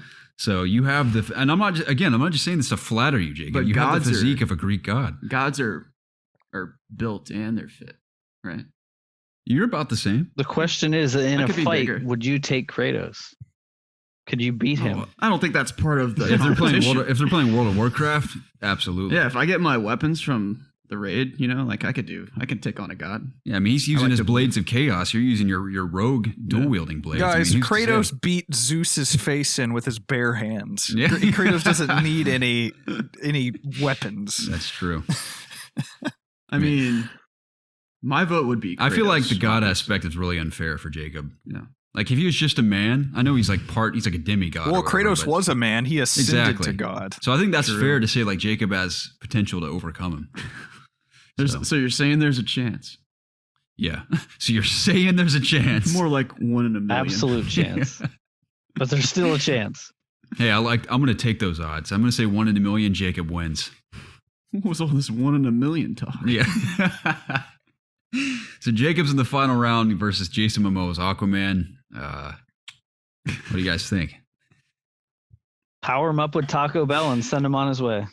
Amen, brother. Dude, Aquaman's a fun movie. It's not perfect by any means. That is a fun action adventure movie. Mhm. Have you guys seen it? Nope. I I've recommend not. watching it. It's a lot of fun. Like Mhm. Jason Momoa is just very compelling to watch on screen. He's a great screen presence. Yeah, apparently you like his ass a lot. Oh yeah, visual effects are pretty gnarly too in that movie, and Mhm. even the choreography of the fights are really solid. Like it's very like wide angle, like you're seeing all of it happen, which is kind of like Book of Eli in a sense. So I recommend checking it out. It's a cool movie. So do I win? Yeah, you won definitely. Great. Jacob Alka wins the Ass Madness bracket 2020. We'll try again in 2021 after we've had maybe I don't know, whatever games come our way. Maybe- we'll see what Master Chief looks like in Infinite. We'll And- see. and Does he between- finally take the helmet off? And between Cyberpunk, since you can pick all sorts of different things for your body, maybe there'll be some contenders there. True. Yeah, dude, that is a great point. Get those ass cybernetics. Yeah. Cybernetic ass. It's very important. My sphincter is fully digital. Yeah. So it can only be accessed via the cloud. Are you going to be more of a unit man, or are you going to have a big donk? Who knows? Dude, I'm going to have everything as microscopic as possible. So that way I have an excuse to right? overcompensate with all my weaponry. Yeah. So you can't have it both ways. You can't have your ass and weapons too, I might add. So, guys, that was probably the most pertinent subject of the podcast, and I'm glad we ended on a high note. But gentlemen, very serious. Yeah, that's going to do it for episode 240 of the It's Obvious podcast. Of course, I had an absolute blast talking to you guys about the many topics we discussed. And Nolan, man, closing thoughts from you, brother. I'm glad you could join us, and I'd love to have you again sometime. Yeah, definitely. No, I mean, it's been a blast. It's going to be fun to be hearing the episode on the other end this time, of being part of it, driving around in my FedEx truck, making my deliveries. Yeah. Don't be too critical. Yeah. It's easy to listen to your own podcast and be like, why'd I say that? Yeah. No, I mean, had a blast. Definitely fun. I definitely want to make more of it. I know we've talked about it even in the Discords, if we get time to do Let's Plays and things like that. Garrett, you mentioned playing Warzone if we get some time to do that. So I'm all about it. Be here for the long run. Don't forget your Taco Bell. Oh, yeah. Dude, I'm thinking about that today, maybe. It's Sunday. It's my free day. So yeah, your free day? Yeah, we'll see how it goes. Mm-hmm. You getting out of here pretty quickly, Jacob? You want to get some lunch with old Papa since it's been a while? Or are you going to head back to home? I don't know. I'll take you anywhere you want to go. We'll talk about it. Okay. Take him and get pineapple on pizza. Dude, why you got to go there? I had that last night. Yeah, see? You monster. So you are a pineapple and pizza guy, Nolan? I am. Again, it's got to be the right. It's not an everyday thing. I will prefer a regular pizza, Supremes, or what. I don't get too crazy, but every once in a while, it's not bad to get feeling kind of wild. Pineapple. Yep. Yeah. I always got to have half my I want to pizza. throw some fruit on my pizza. Half of it's got to have pineapple on it. I listen. I listened to the discussion. The juice thing really isn't a thing. It cooks through, so your pizza's not wet. Okay. Dipping it in pineapple juice. Yeah, pick it up. It's like drenched in pineapple. It's a good change every once in a while. Not a go-to. It's but phenomenal. Yeah, it's great. Phenomenal, Preston? Is that the word? Jacob. Yes, it is. Like, you always have these bad takes on food, and I just sit here. I have to sit here and listen to them every week. Oh my god. Whatever. Dude, you're the guy who likes mint crap. Yeah, I am also on a other side note. I'm all against mint chocolate chip. Not happening. Get it out. Interesting. There we go. Finally, a man of culture. That's right. I don't want any toothpaste in my ice cream. Yeah, I'm glad we see eye to eye on that front. Wait, you guys don't just eat toothpaste? No. It's like my afternoon Ain't snack. about it. Nor do I put it in my coffee or my brownies, you monster. Hey, peppermint mocha creamer is good in coffee. No, whatever, man. Yeah, you take that to the grave and don't mention it again. I'll even be as bold as not to have it during Christmas. I'll have it any time of the year. You disgust me. He is just ruthless now. You are. You're a monster. I'm going to sneak it in your coffee one day. You're going to be like, what is this goodness that's entered my mouth? And you'll take it all back. Just spit it out. Yeah, we'll see about spit it in my face. Preston, any closing thoughts from you? No, I don't think so. I'm excited to get back to Ghost of Tsushima today. Same.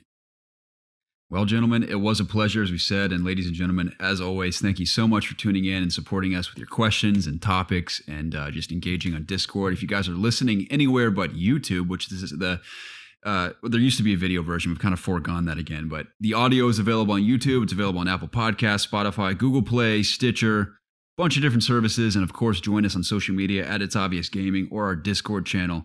So we'd love to connect with you guys and stay in touch. So, again, we'd love to hear your thoughts on Tsushima. Anything else you're playing? Just anything else you want to share in Discord? Love to hear from you. We love you guys to bits, and we will catch you again very soon. Yeah. Thanks again for joining us, Nolan. Yeah, definitely. Yes, and I'm also in the Discord. It's BroXLand. I will gladly have any discussions. I'm in the food one a lot. Nice. That's a good place to be. Cool. All right. All right, gentlemen. We'll catch you next time. See ya.